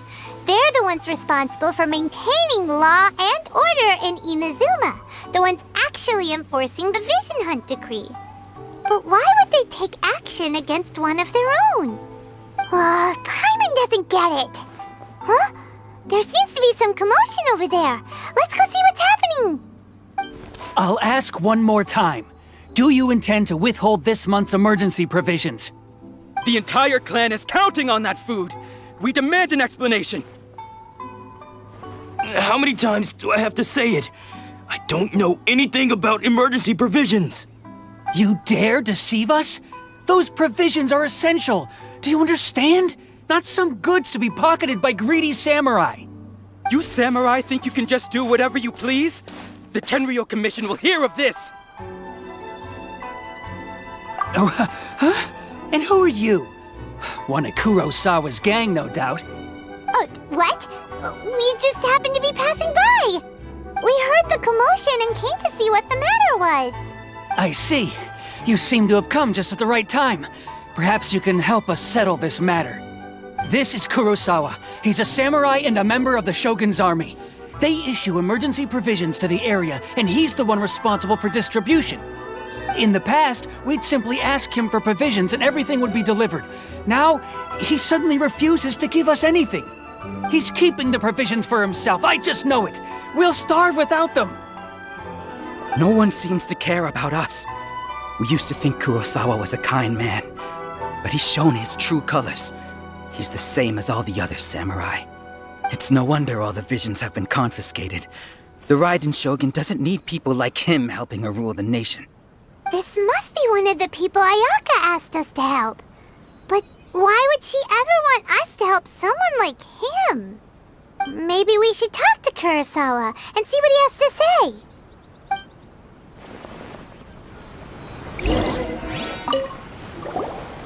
I've never even heard of these emergency provisions. I don't know whether it's rumors or whether they're trying to blackmail me. But either way, it's ridiculous. If I was hoarding supplies, would I still be the poor man I am today? My own family can barely get by as it is. Now, if you'll excuse me, I've got other matters to attend to.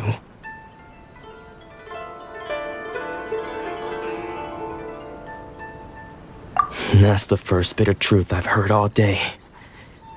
The Shogun's army told me that I was unworthy of my vision. And they said I was slacking off in my work. Apparently, I'd even disappointed the Raiden Shogun. And that's why they confiscated my vision. Well, that's strange. You were helping enforce the Vision Hunt Decree. Why would you be unworthy of your vision? To be perfectly honest, I don't seem to remember the details. All I know is that I would perform certain things every month. But I don't recall what they were. And it's not just that. I have this unsettling feeling, like someone owes me something. Does it have to do with the missing emergency provisions? I didn't take any. Like I said, if I was taking them for myself, I wouldn't be going through such hard times right now. To top it all off, my house was just raided by treasure hoarders, which is why I came here in the first place. I was chasing after them when I got held up by these two. If you don't believe me, go find the treasure hoarders yourself. If there were any emergency provisions to be had, they would have found them. Huh. He seems to be telling the truth. But we better confirm. Let's go round up those treasure hoarders and see what they have to say. We should be able to follow their tracks. They couldn't have gone too far.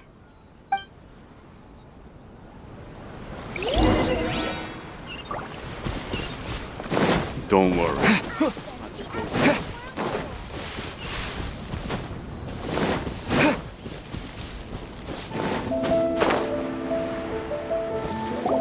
We really outdid ourselves this time. All those samurai houses packed with goods. We really hit the jackpot.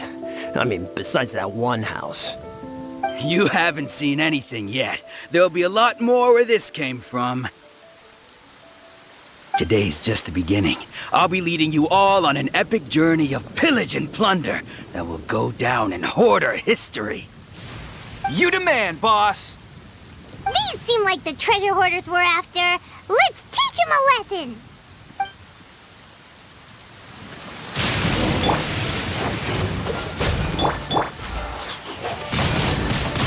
Windblade!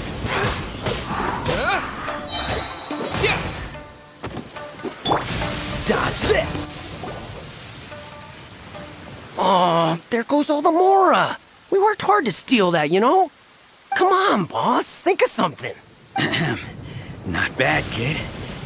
You ever think of joining the treasure hoarders? We could use someone like you. Kurosawa. Oh, I remember. So he's the one who sent you after us, huh? Just our luck. I knew we shouldn't have hit that place. So what did you see inside? Was it stuffed with food supplies? Food supplies?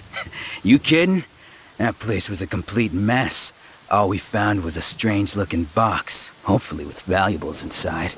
I didn't want anyone else to see it, so I was planning on opening it myself once we got back. But now that you've caught us, how about we make a deal? That little box for our freedom. What do you say? You've got a deal. Now show us what's in the box. Huh? What the? There's nothing in here but IOUs! Yeah, a lot of them too. And they all seem to be made out to the owner of a general goods store, a Miss Aoi. We're talking tons of Mora here. We better talk to this Miss Aoi and get to the bottom of this. As for you guys, you're free to go. Just pray that our paths don't cross again. Yes, of course. So, we redeemed ourselves for some IOUs. Does that mean we broke even? Shut it. Let's just get out of here.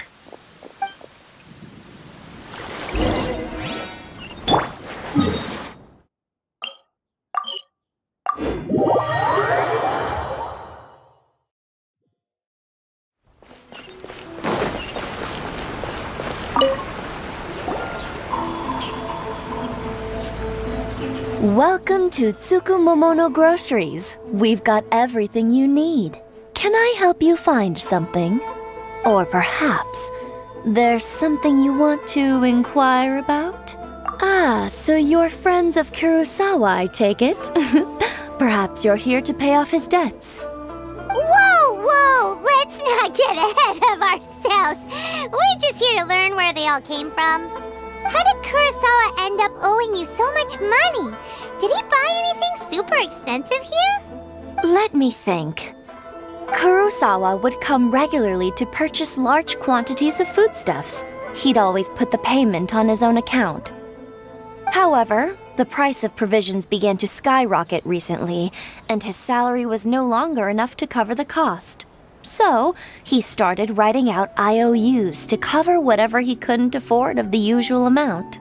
So that's how he was getting those emergency provisions. But why did he have to purchase a usual amount? If the prices increased, couldn't he just buy less? Well, if you think about it, the citizens receiving the emergency provisions must have been carefully calculating how much they needed to sustain them each time. Kurosawa thought that it would be quite the disappointment for them if they found they didn't have enough, especially after such long and careful planning. So he deemed it necessary to take on the debt rather than let the people down. Wow. Kurosawa was purchasing all the emergency provisions at his own expense.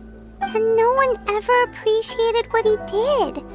They just complained and held him accountable. People's attitudes will always reflect their circumstances. In the face of hardship, nobody cares to think twice. If you ask me, had Kurosawa told everyone the truth about the supplies from the start, then there wouldn't be such a severe backlash now. Of course, I'm sure there would still have been some unrest. What he was doing was truly a thankless deed. As for why he chose to spend his own money on emergency provisions and never tell anyone, I'm still not too clear myself. If you're still curious, why don't you go ask him yourself? I see. That reminds me, it seems that his vision was recently confiscated. Most unfortunate. If he doesn't clear the debt on his name, he'll have no choice but to sell that sword that is so dear to him. Sword? What sword? Oh, didn't he tell you? He possesses a very valuable blade. He's carried it for years now. I've asked him about its origins. He told me that it was a gift from his father, that it was too precious to sell. In hindsight, I regret that I never made an offer on it. Everything has its price, at least that's what I think. Why don't you ask him about the sword yourself? Perhaps it'll even provide you with the answers you're looking for. Oh, but before you go, if you would kindly settle today's bill. But we didn't buy anything! Information is also a kind of commodity, wouldn't you agree? Don't worry, I won't charge much for information about Kurosawa. Nothing we ever discussed was explicitly confidential anyway. Oh, let me think. 2,000 mora should be a fair price. At least we now know where the emergency provisions were coming from. Plus, we found out that Kurosawa has a priceless sword in his possession. Let's go talk to Kurosawa again and see if he can remember anything.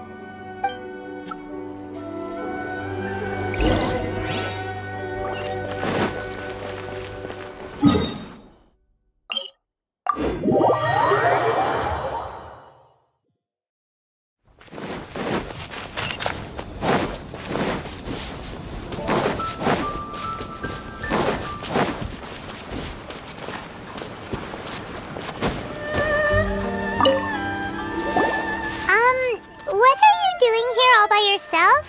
Where did those other two go? I presented them with a choice. Either they left or I drew my sword. They left. It turned out to be a real time saver, actually. Perhaps I should start using it more often. Did you manage to track down the treasure hoarders? Everything I said was true, right? That just about sums it up. It turns out that you really were distributing emergency provisions, but they were all purchased at your own expense. Strange. Is that really the kind of person I was? I don't really have any such recollection. Even after all you've told me, I still don't remember anything. Why was I purchasing emergency provisions for everyone? And why would I put myself in such a difficult situation? I really don't understand. But I cannot deny that when I brandished my sword to scare those two away, I could sense that my body was somehow reluctant to do so. This sword was once wielded by my father. I remember once when I was young, I wanted to sneak out with the blade and show it off to the kids next door. My father ended up catching me in the act and scolded me severely. What did he say? I can't seem to remember that either. It would seem that I forgot many important things when my vision was taken from me. So many memories gone. Forever. No matter how hard I try to remember, all I can remember now is my father telling me that this blade bore his life's creed.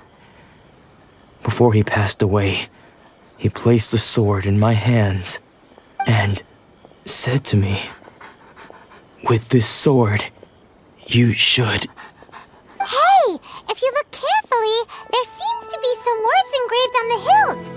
Can you recognize the words? Virtue and justice? Somehow those two words seem to explain everything now. Taking on seemingly endless debts to make others happy. I guess that must have been my greatest ambition after all. But what use of virtue and justice? I purchased the provisions for those in need, and look how things ended up. The Tenryo Commission seized my vision, and the very people I was so desperately trying to help refused to understand me. And the irony of all of it is, I somehow still felt sorry when threatening them with my blade. I'm incapable of being a good person, yet I'm equally unable to be bad. I don't know what to do with myself. Yet another troubled soul. When we get the chance, let's speak to Toma about Kurosawa's debt. The Yashiro Commission would surely help cover his expenses. In any case, we must never let him sell off that sword. Yeah, Seems like losing all ambition is a terrible experience. Fortunately for us, you don't have a vision. Let's go find the next poor soul.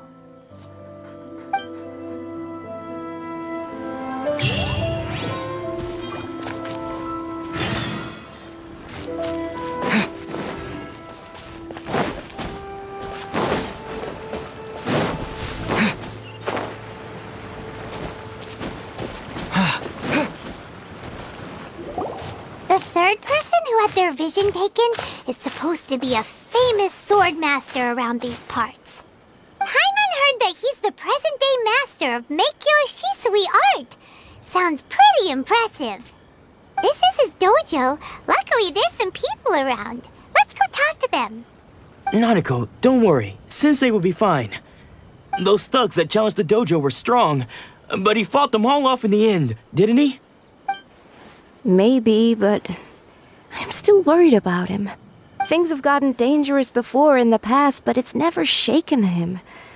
This time, though... It's just because he's been possessed, that's all. Once the exorcism has taken place, he'll be right as rain in no time. Hey there! Did something happen? Who are you? I don't care whether you're trespassers or just here to harass us while Sensei is impaired. Get out of here immediately! Don't make me draw my blade, or you won't live to regret it. No! You got it so wrong!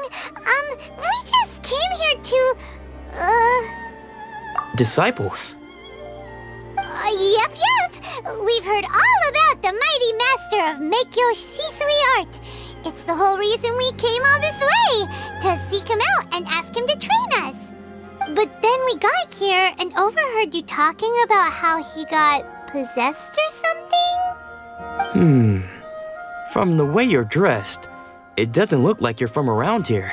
Please, accept my apologies. We've had so many people trying to cause us trouble recently that we're on high alert. You haven't arrived at the best of times, I'm afraid. Sensei got possessed recently, and he's still recovering.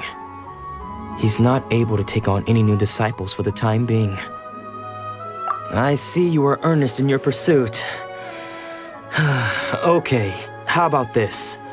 My fellow disciple Nanako and I will explain Sensei's situation to you in a little more detail. Then you can decide whether to stay or to leave. Sensei's name is Domon, a name I'm sure you've already heard. Though self-taught, he mastered the art of the sword to a high level. He then proceeded to defeat many other prominent sword masters, never losing a single fight. He once said that his goal was to become the best sword master in the world. And so, even while training us, he continued to hone his own art. His fervor truly inspired us, and we trained hard, determined to keep up with him. But then... Not long ago, Sensei had his vision taken away. He hasn't been the same since. He says the strangest things over and over, and he refuses to let us train. Junya and I have discussed it, and we both think that he's been possessed by an evil spirit. So we've asked the shrine maidens from the Grand Narukami Shrine to perform an exorcism. But if I'm honest, I still have my doubts over whether he'll completely recover. The Grand Narukami Shrine? What's that? You haven't heard of it? It's the largest shrine on Narukami Island. The head shrine maiden is reputed to have very close ties with the almighty shogun herself. Not that we'd have any means of involving the head shrine maiden, of course. But even one of the ordinary shrine maidens from the Grand Narukami Shrine would have clear power and authority to perform an exorcism. So don't worry, Nanako. Sensei is going to be just fine. The exorcism will take place this evening. You're both more than welcome to come and watch if you're interested. So, losing your vision can cause possession? Guess we should come back this evening and see for ourselves.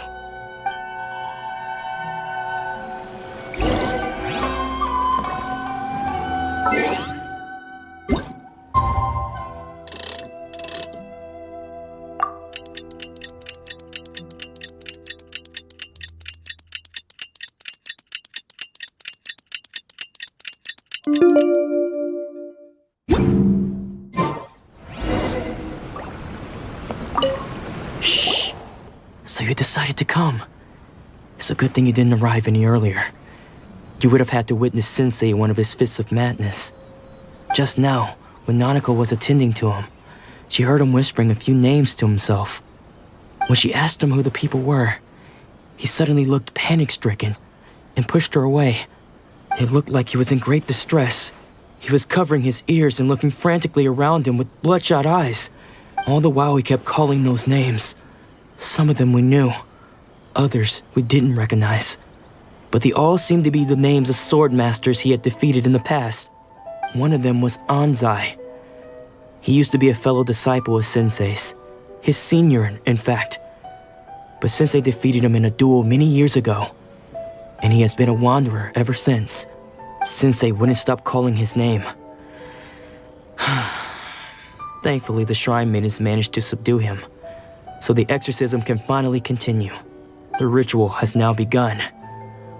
All we can do is patiently await the result.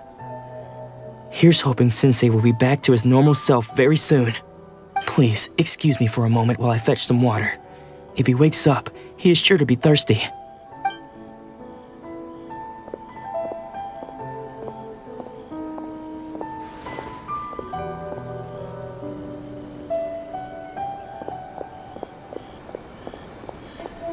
Huh?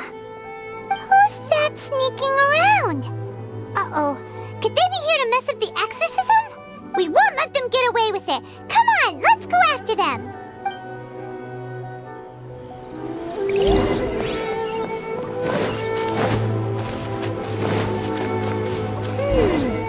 Seems they aren't here.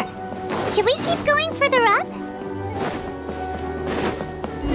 Is this definitely the right place? Let's look a little further up. Aha! Suspicious person sighted! That's gotta be him! How did you catch up with me so quickly? Are you sure you're Domon's disciples? You move even quicker than he does. Unless... I guess it's been a few years. Maybe his skills have improved again. Excuse me? We're the ones asking the questions here. First off, who are you? And what are you doing sneaking around these parts? You seem like bad news, mister. Bad news? I'll have you know I trained side by side with Domon back in the day, long before you ever showed up. I don't care to talk about that time anymore. But if you must know, I am Domon's senior. His senior? Wait, that means you must be... Anzai? Yes, that's me.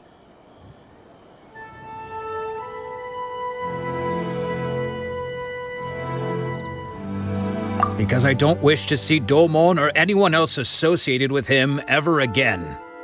When we were young, we trained under the same swordmaster, studying Make-Yoshi Sui art together. I had begun training 5 years before him, and everyone looked up to me as a steady and dependable older disciple. Practitioners of Make-Yoshi Sui art seek to achieve stillness of mind, freedom from all agitation. So the majority of disciples are indifferent to rank and reward. I was no exception. But Domon was different. The first thing he did when he joined was go straight to our sensei and ask him, with a beaming smile on his face, how to become the best in the world. Sensei scolded him and told him that the art of the sword should not be used for such vain ends. Sensei said that coveting the title of the best swordmaster, barely days into his training, showed that he had a fickle mind, and that this would impede him from ever mastering the blade. I thought so too at the time, but Domon began making swift progress in his training and even started catching up with me. Only then did I realize that it was Domon who had long since freed his mind from all agitation. He was consumed by his singular desire to become the best in the world. He sought nothing less than perfection in the art of the sword, and nothing could deter him from this goal, no matter what stood in his way. Sure sounds like he meant business. So how come you don't want to ever see him again? Because until he arrived, I was convinced that I would succeed our sensei as the master of Meikyo Shisui art. Of all the disciples, I was the most gifted. I had trained the longest. Everyone had high expectations for me. Domon's arrival changed everything. When we sparred, I lost not just the match, but my pride and my status too. I fled the dojo that day and never looked back. Later, I heard that he sparred with Sensei too. Sensei was advanced in years by then, and unfortunately that match used up every last ounce of energy in his body. After that, I wanted nothing further to do with him. Deep down, though, I still respected his mastery of the blade and his commitment to the art of the sword. So, when I heard rumors that he had lost his mind, my first reaction was to dismiss them as false. How could he, of all people, have lost his mind? His mind was the sharpest of them all. He had practiced Meikyo Shisui art to perfection. I decided to quietly come and see if it were true. Then, to my complete astonishment, I heard him call my name. I thought mine was a name he had long since forgotten. So you see, I came here not to cause him any harm. I just wanted to see for myself. Okay, you've heard my story. You should get back now. The exorcism is probably finishing. Seems like we got it wrong this time. He wasn't here to mess up the exorcism at all. Still, Paimon's not sure we should bring him back with us. Let's go see how the exorcism's coming along.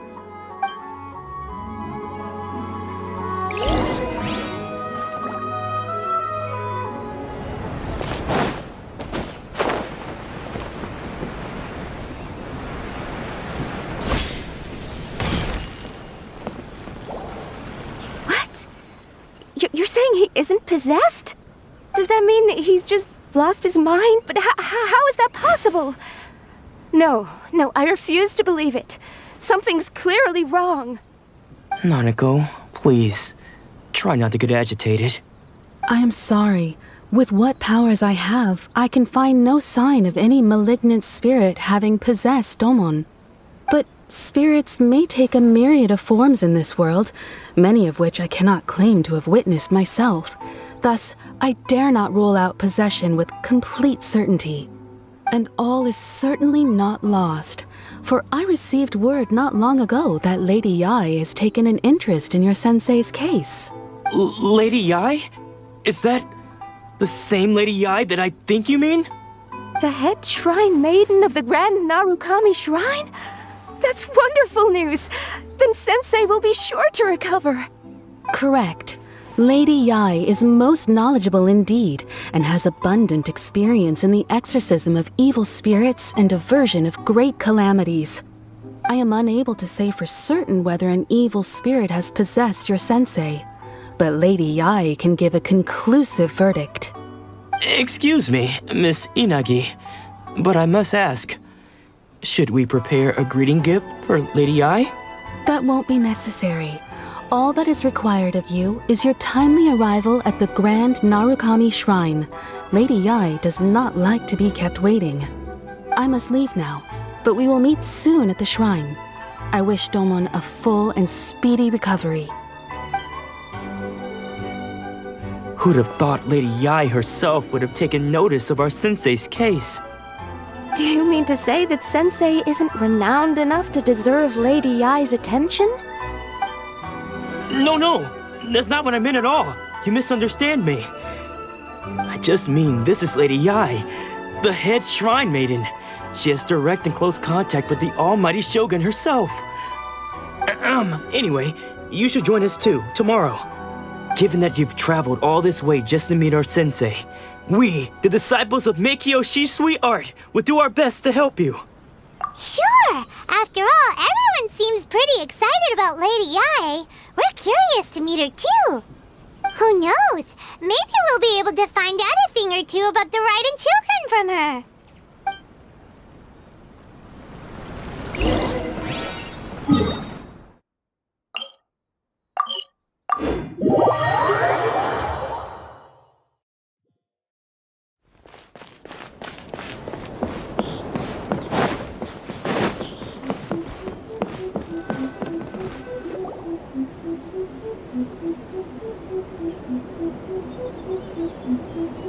Do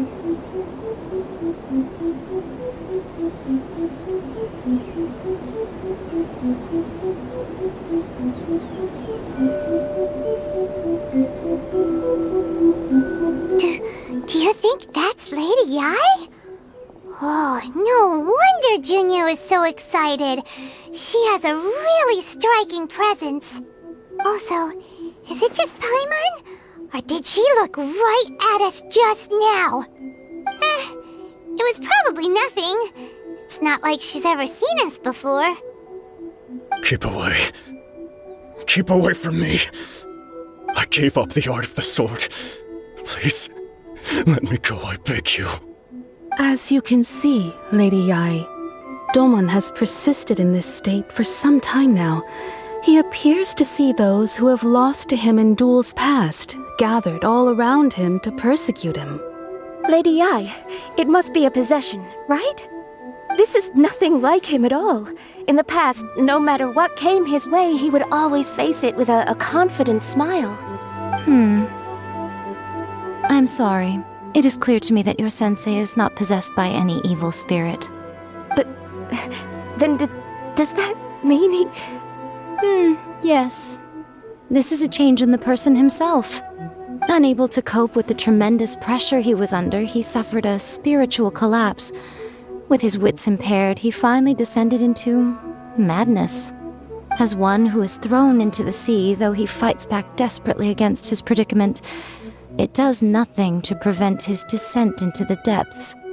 As for what has triggered this change, I believe it must be the loss of his vision.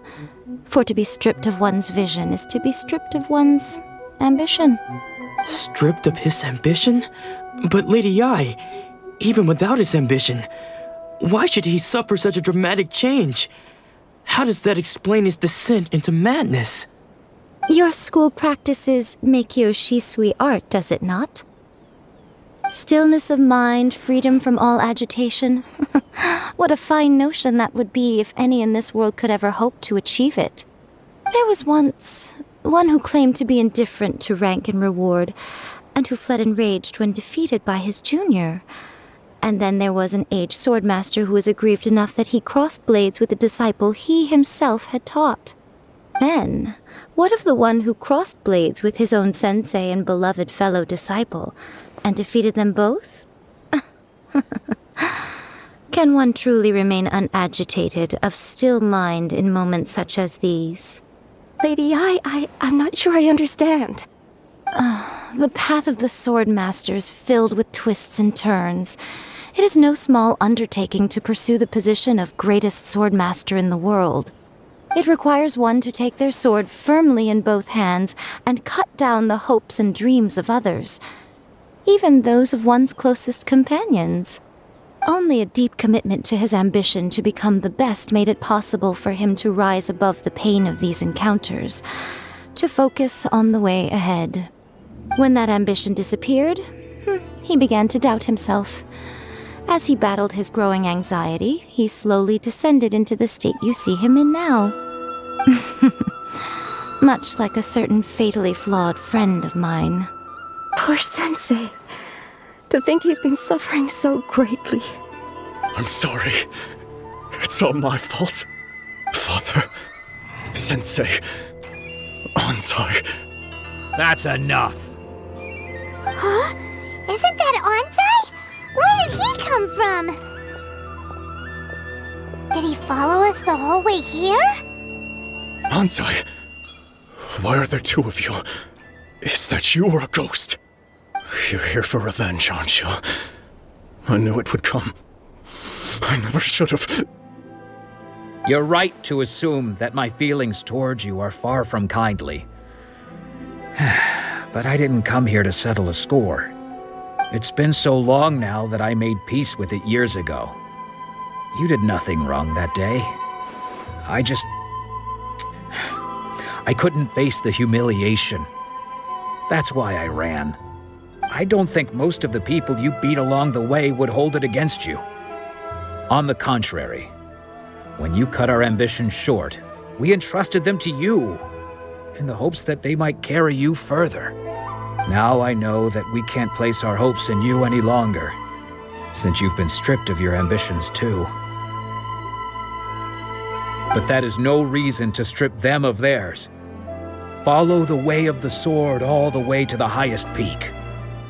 You taught them that, didn't you? But what if one day, the same thing happens to them? I put everything I had into trying to become the best. But what if it was all a huge mistake right from the start? If there's a chance they'll end up like me one day, I'd rather they stay where they are now than go any further down this path. Have you asked them what they think? Sensei, after you rescued me from the hands of the pirates, I told myself I would follow in your footsteps for the rest of my days. I can't know whether I will suffer in my future as you do now. All I know is that here and now, in the present, I wish to continue. I want to keep going until the day that I can stand before everyone with my head held high and announce that I, like my sensei Domon before me, am a master of Meikyo Shisui art. Nanako's far from the only one. Actually, all of us think that way. Goodness. Well, You see? You can place the ambition you once had in their hands. Being stripped of your ambition is something that's never happened to me, so I can't claim to understand it. But I do know what it feels like to have your ambitions crushed. That's what happened on the day that you so effortlessly defeated me. So, just as I once placed my ambitions onto you, it is time for you to release yours into their custody. You are not in the same position that I was. When I left, I had nothing to my name. But you have a great number of worthy disciples. I understand. I'm sorry to have made you worry for me, and for the state of Meikyo Shisui art. I no longer have the resolve to become the best in the world.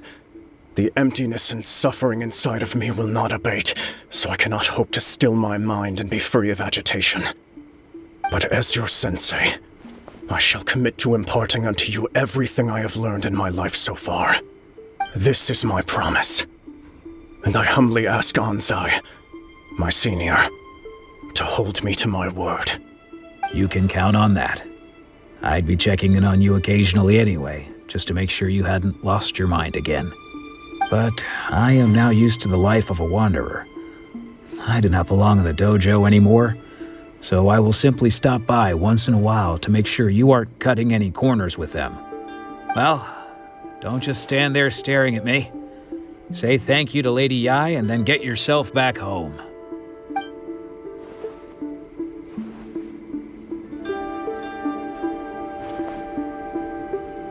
So even though his ambition was taken away, his disciples can take it over on his behalf. Guess that sort of solves this one, huh? Traveler, a moment, please. Lady Yai has some words for you. So, my intuition was correct. The wind that blows from afar carries fresh life to these shores. For us to meet now is premature. Nevertheless, you set foot on these islands at precisely the right moment.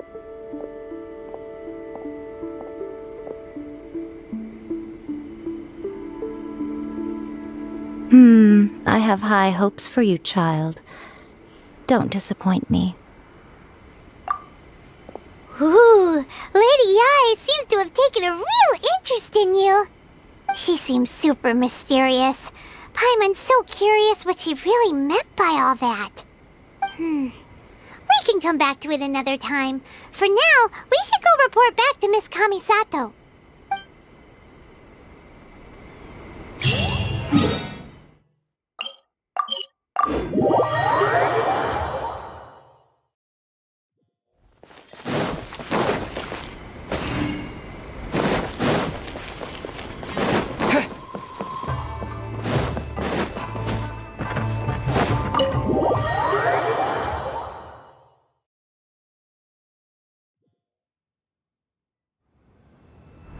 Oh,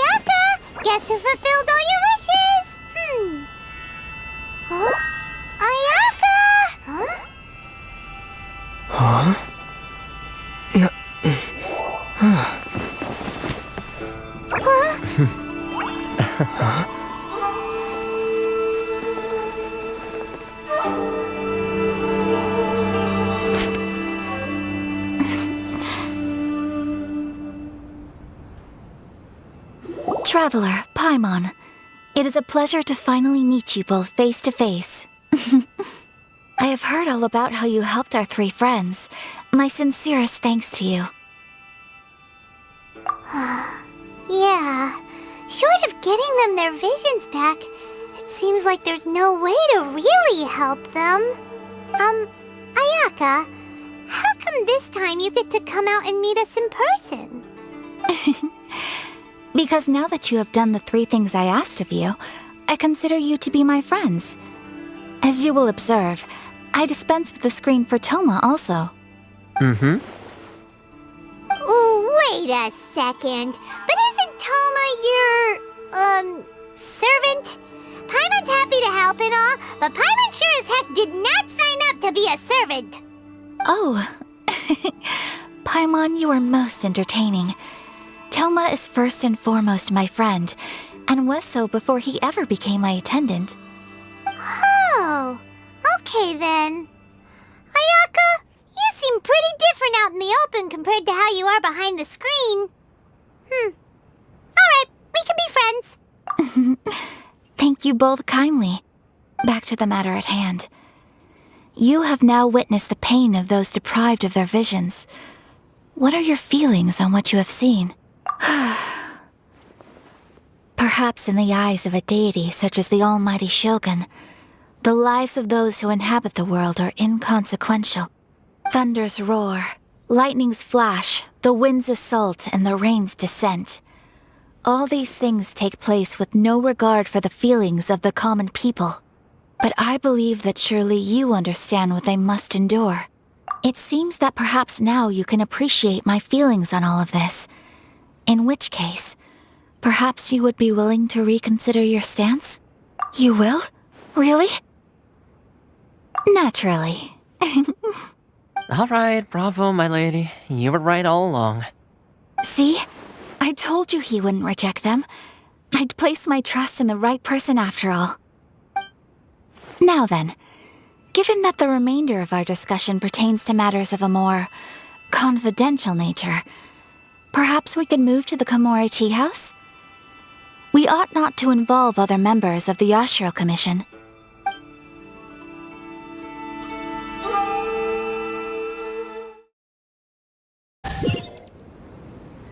Well, here we are again. Please continue without me. I'll keep watch. So, what's the deal with this place anyway? What makes it your favorite meeting spot? This is land that was gifted to the Yashiro Commission by the Shogun. The Kamisato clan has the exclusive right to plan, build, and repair any property on this land, and even to allow or deny access. Such privileges exist due to the Yashiro Commission's role in managing ceremonial affairs. Oftentimes, it is not appropriate to discuss details in front of bystanders. Oh, Paimon gets it! Gotta keep a bit of mystery, right? Once the number of ceremonial affairs conducted in the city began to decline, our forebears built a tea house here. Only members of the Yashiro Commission are permitted to come and go as they please. Makes sense. Perfect place for a secret base. In any case, we can talk freely here. I presume you have a few questions that you wish to ask me?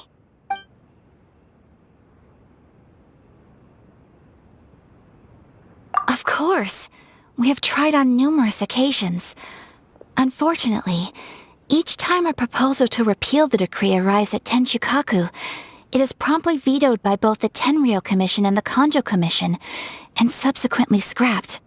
They invariably adopt a stance of unconditional support for the Shogun's decisions. They have no interest in discussing anything. It almost makes one wonder whether they had a hand in the Shogun's sudden decision to issue the Vision Hunt Decree. The issue is this. For the vast majority of people, the Vision Hunt Decree is something that has no implications whatsoever. After all, it is but a tiny minority of people who receive visions. Moreover, it is not unknown for visions to spark jealousy in others. Because of this, the attitude of most people towards the Vision Hunt Decree is one of indifference. How can they be like that? Paimon's getting mad. Nevertheless, in addition to us, there was also the resistance on Watatsumi Island. Resistance? You mean like an army fighting against the decree? Yes. Many who have lost or fear losing their visions have rallied together under Sangonomiya on Watatsumi Island to form a resistance group.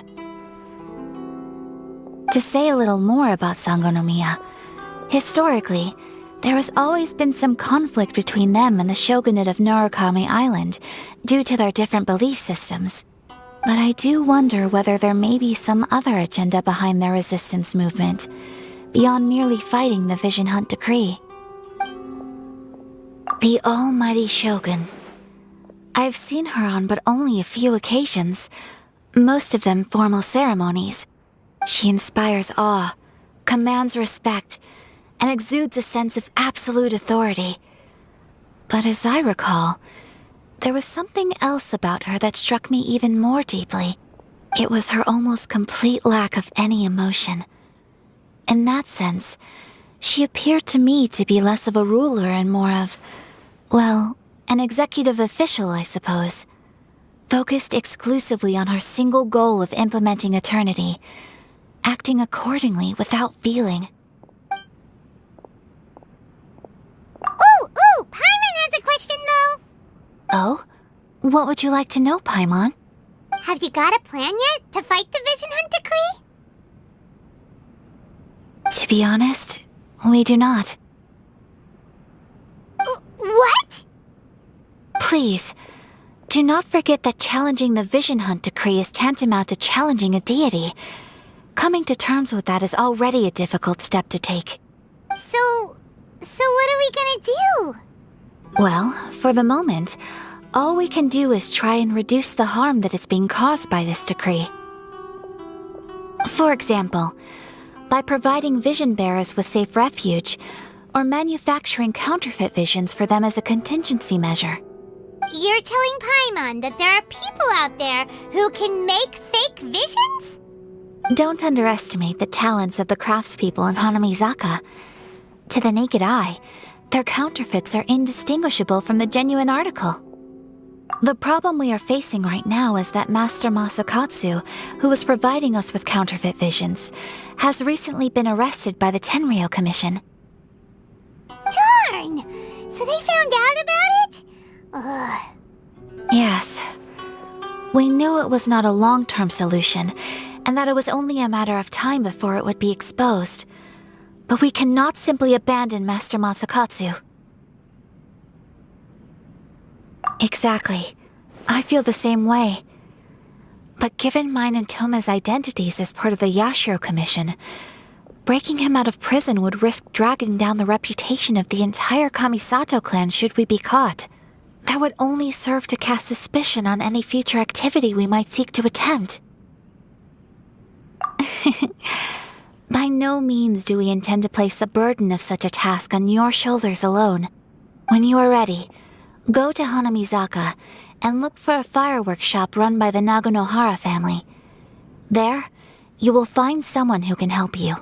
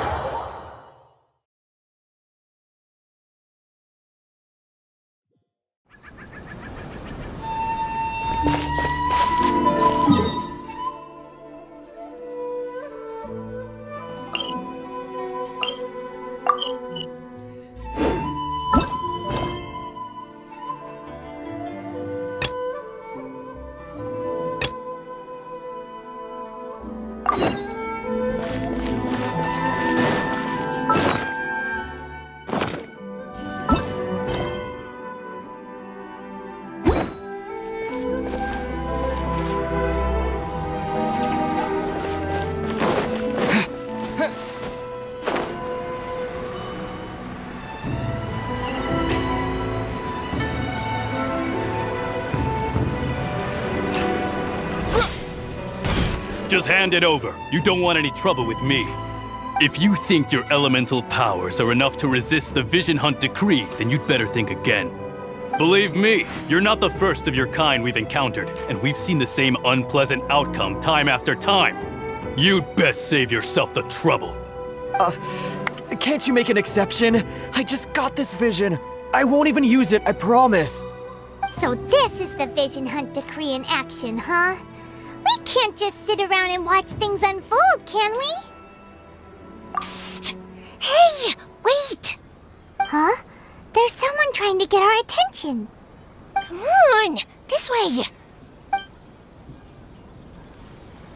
What's going on? Can't you see we need to go help? Shh, quiet. Just sit tight and watch for a moment. Hey, this isn't right, you know. Just because you don't have a vision doesn't mean you can sit back and watch others in trouble. Huh? Hey, wait! You do have a vision! Shh! If you don't keep your voice down, I won't have one much longer.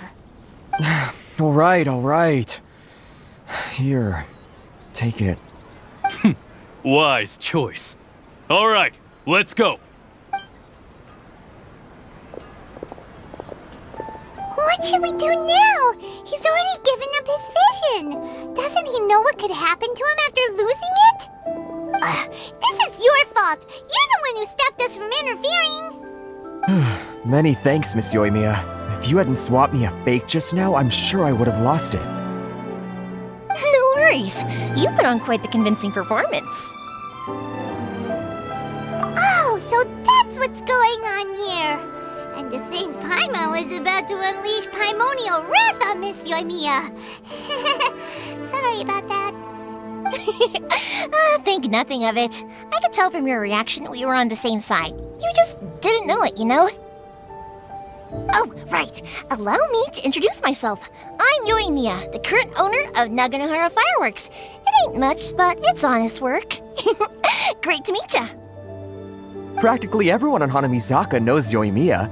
She's the queen of the summer festival. Without her and her fireworks, summer on Narukami Island just wouldn't be the same. Whoa, that's quite the introduction. Paimon loves fireworks. It's nice to meet you. Stop it, Hanjiro. You'll embarrass me. As for thanking me, you'd be better off thanking Master Masakatsu. He's the one that gave me the fake visions in the first place. His handiwork allowed me to keep my own vision. Whew, I can't even imagine trying to run the business without it. Ugh. Yes, Master Masakatsu is a good man. It's too bad good people seldom get the recognition they deserve. Master Masakatsu? Huh? Do you guys know him too? You don't say! Then it sounds like the Shirasagi Himegimi has a plan. Awesome! I've been thinking about breaking him out too recently. But if I just march straight in there by myself, I'd probably get Miss Kamisato in a whole heap of trouble. So, what about if I join you instead? Sure, welcome to the team. Ayaka told us to go look for help at a fireworks shop. She must have meant you. Seems like I finally got a new job to do. Besides hiding vision bearers in my shop, that is. So, Master Masakatsu is being held at the police station. I've already surveyed the area and found a way in. Whoa, talk about a reliable source. Seems we've got the right person on our team. Not bad, huh? Let's go as soon as everyone's ready. Don't worry, Master Masakatsu. We're on our way. Time to break him out!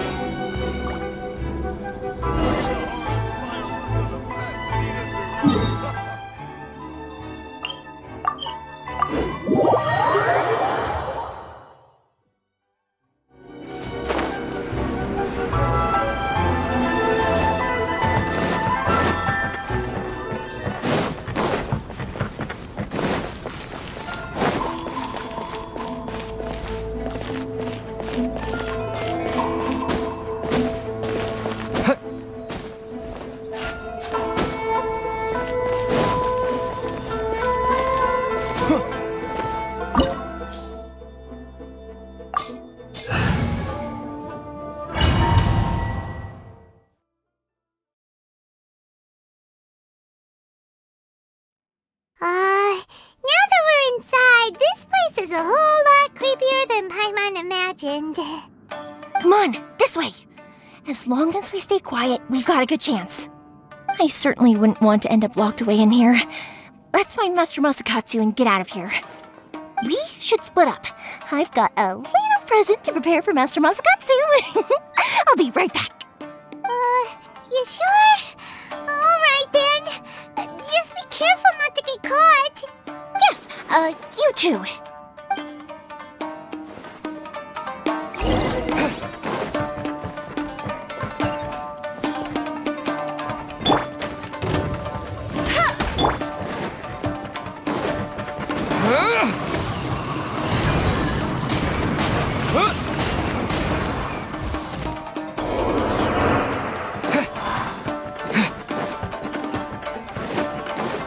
Talk about a big door. It seems we need to collect something shaped like Magatama in order to open it. Show me what you've got!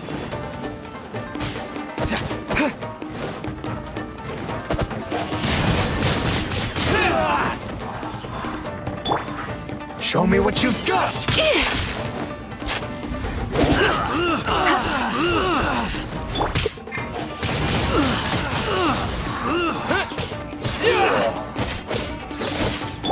This moment will be frozen in time.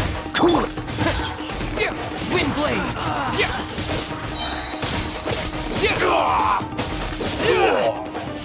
I need to train harder.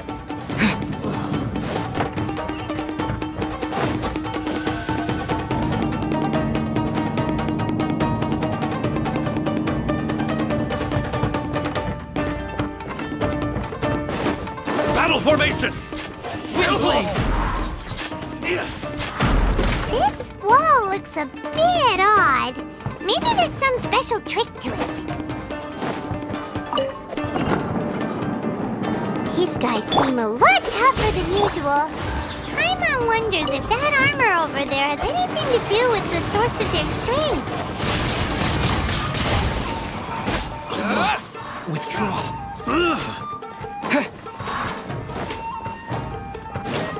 Teach me a lesson. Freeze! Soldiers, quick!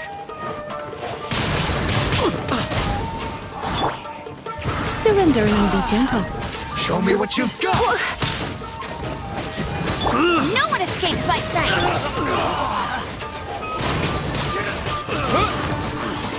Get them! Oh, so sorry.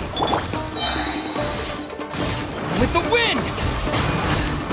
Allow me, I dare you to strike first! Show me what you've got! Show me what you've got!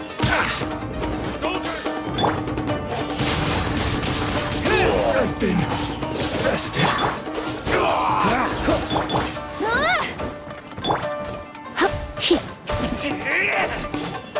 You're in for a little shock. You've been a naughty boy.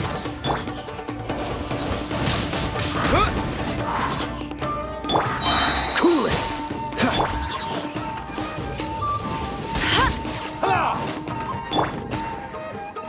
Don't hold back! I need to train harder.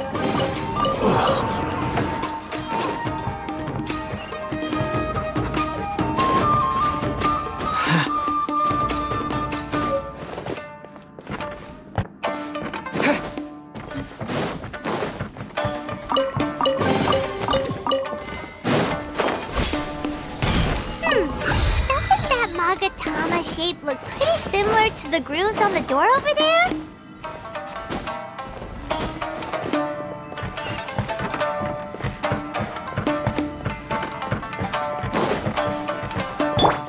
Teach me a lesson. What's the hurry? Show me what you've got! Don't get frostbite. I dare you! Cool it! Disappear!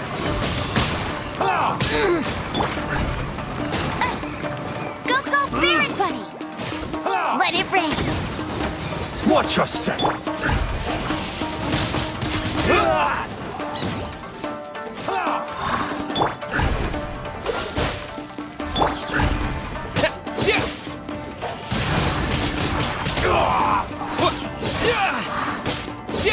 Teach me a lesson. Show me what you've got. Try not to enjoy this too much. Blitz. Wind blade. Dodge this. Allow me to strike first. Freeze. Don't hold back. Dodge this. Show me what you got.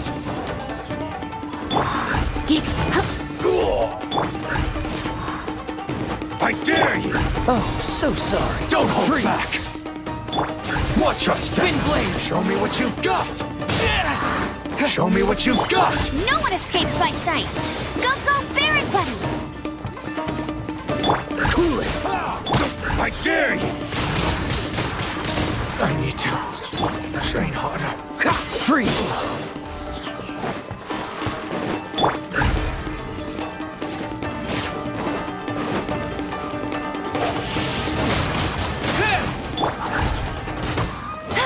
Show me what you've got.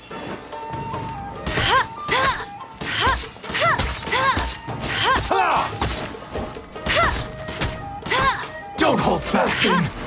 Bested.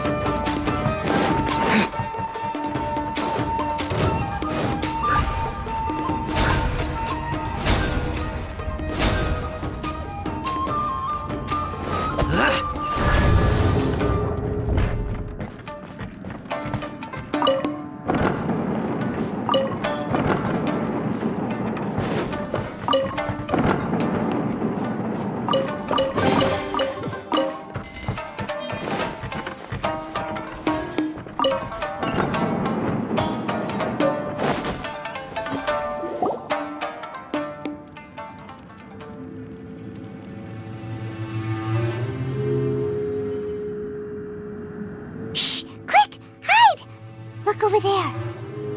That must be Master Masakatsu. Did you really think that little trick of yours could fool us? Locking you up was just the beginning. No! Oh no! Those Tenryou Commission brutes are torturing him! If we don't come up with a way to break him out fast, then... Huh? Yoimiya, when did you get back here? I can't bear to watch. If anything happens to Master Masakatsu, our whole plan will have been for nothing. Hey, you there! What are you doing? Ma'am. We were just teaching him a little lesson, that's all. Huh? Who's that?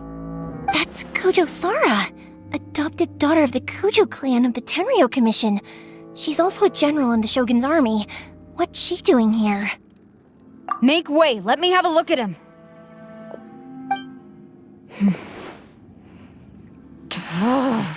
I'm sure you're well aware that torture is strictly against military regulations. Yes, ma'am. If you are unashamed of such disgraceful action, then you are also unworthy of the Tenryou Commission itself. Do I make myself clear? Yes, ma'am. It won't happen again. Oh, Paimon sure wouldn't want to get on her bad side. Hey, this is our chance. Let's move while they aren't watching Master Masakatsu. Yoimiya, are you sure now's the right time? Who is that? Quick, go and investigate. Yes, ma'am. They're coming! Quick, hide! Sorry. I didn't mean to. Don't worry, I've got us covered. Time for my little present.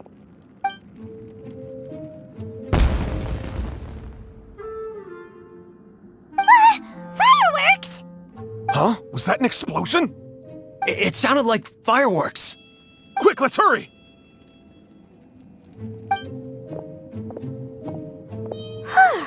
The fireworks were enough to distract them. Maybe more than enough. Fireworks aren't just for festivals, you know. I was particularly proud of this batch. I decided to.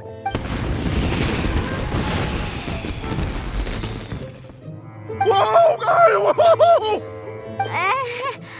Yoimiya, this is turning into a bit of a fireworks display. Well, fireworks are my craft after all. Every batch has to be spectacular.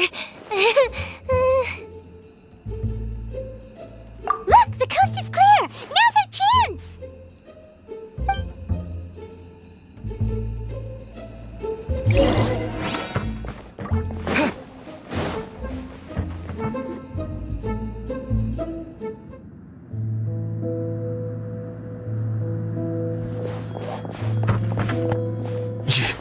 Yoimiya, is that you? Master Masakatsu! Sorry we took so long. Oh, those awful guards. Come on! We've got no time to lose! They could be back any minute! Oh. Yes, leave. Before I let my judgment get the better of me. He's in serious condition. Be sure he gets immediate medical attention. But remember, once he's recovered, it won't be long until I bring him right back. Well... You can bet we'll do all we can to keep that from happening. Leave this place.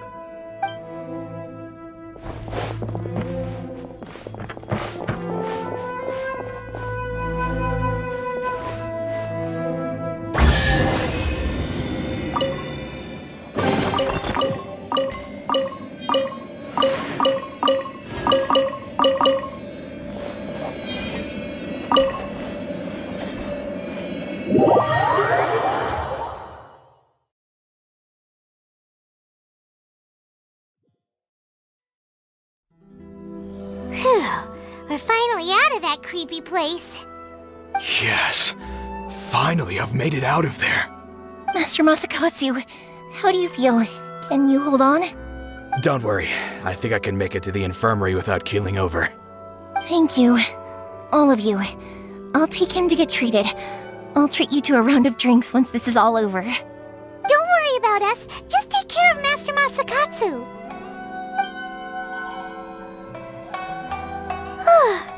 Good thing we were able to rescue him. Right, Kujosara. Do you think she was making up for how the guards were treating him? It seems as though there are some okay people among the ranks of the Tenryou Commission. Though Paimon would never agree with their actions in the Vision Hunt Decree, of course. How about we go tell Ayaka and the others the good news?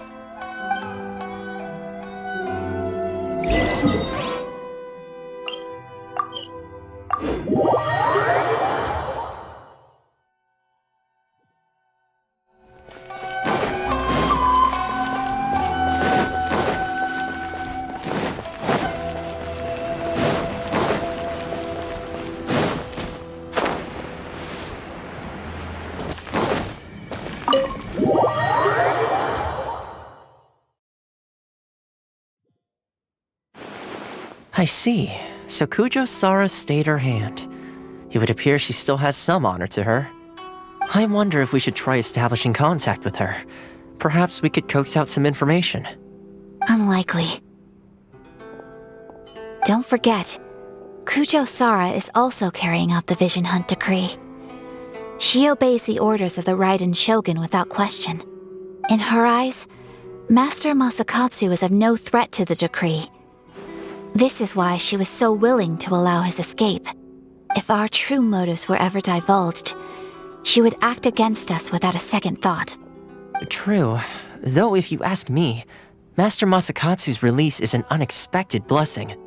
We are now one step closer to victory. And we couldn't have done it without Euthymia and the Traveler. You're turning out to be even more reliable than we expected. Don't mention it. Indeed.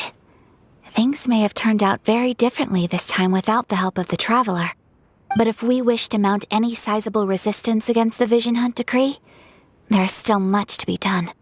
It is time we make ready our next set of plans. There's no need to rush, my lady. Things seem to have taken a turn for the better, at least. Not only have we rescued Master Masakatsu, but our list of allies appears to be growing. Yes, which reminds me. The Tenryou Commission seems to be making preparations for a celebration. They call it a ceremony of sorts. And the number of samurai out enforcing the Vision Hunt decree seems to be waning. The days ahead may be more peaceful than usual. A ceremony, you say? Why would such a task be left to the Tenryou Commission? I don't know, but I'm sure it has nothing to do with us. Anyway, with the Tenryou Commission busy with preparations, we should have a little more breathing room than usual. You do present a good point. Being in a constant state of alert will only tire us further. Perhaps a period of rest is in order. Toma, what would you suggest? I'd say a celebratory feast is in order. Might I suggest an evening of hot pot together? Funny enough, I learned a new hot pot game recently. I'm sure you'll find it quite amusing. A hot pot game? What's that? Well, as long as it has to do with eating. Simply put, every person prepares an ingredient to add to the hot pot. Once the meal begins, we add all the ingredients together. Then we take it in turns to close our eyes, pick an ingredient out of the pot, taste it, and guess whose ingredient it was. Anyone who guesses correctly can go again, and whoever finishes the meal with the most points is declared the winner. Tradition even has it that the winner receives blessings from the god of hot pot. Don't you think it sounds like fun? I've been wanting to give it a try. In fact, I've already got my ingredients prepared. You really do want to play, huh? Well, sounds like we've got our work cut out for us. Time to gather some ingredients. But what should we choose?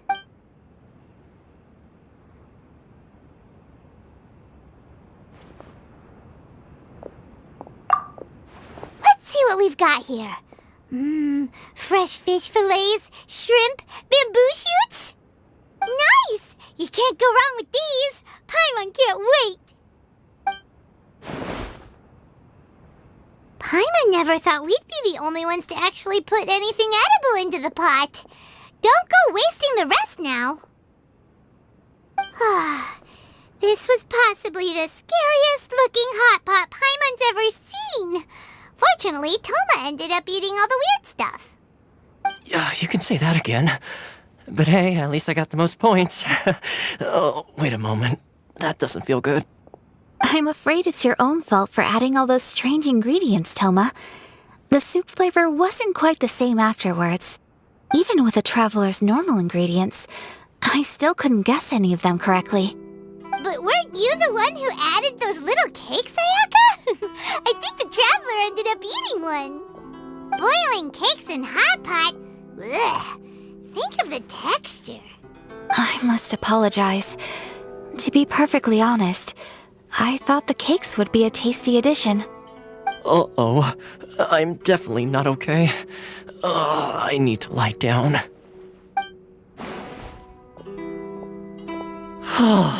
I feel like a new man.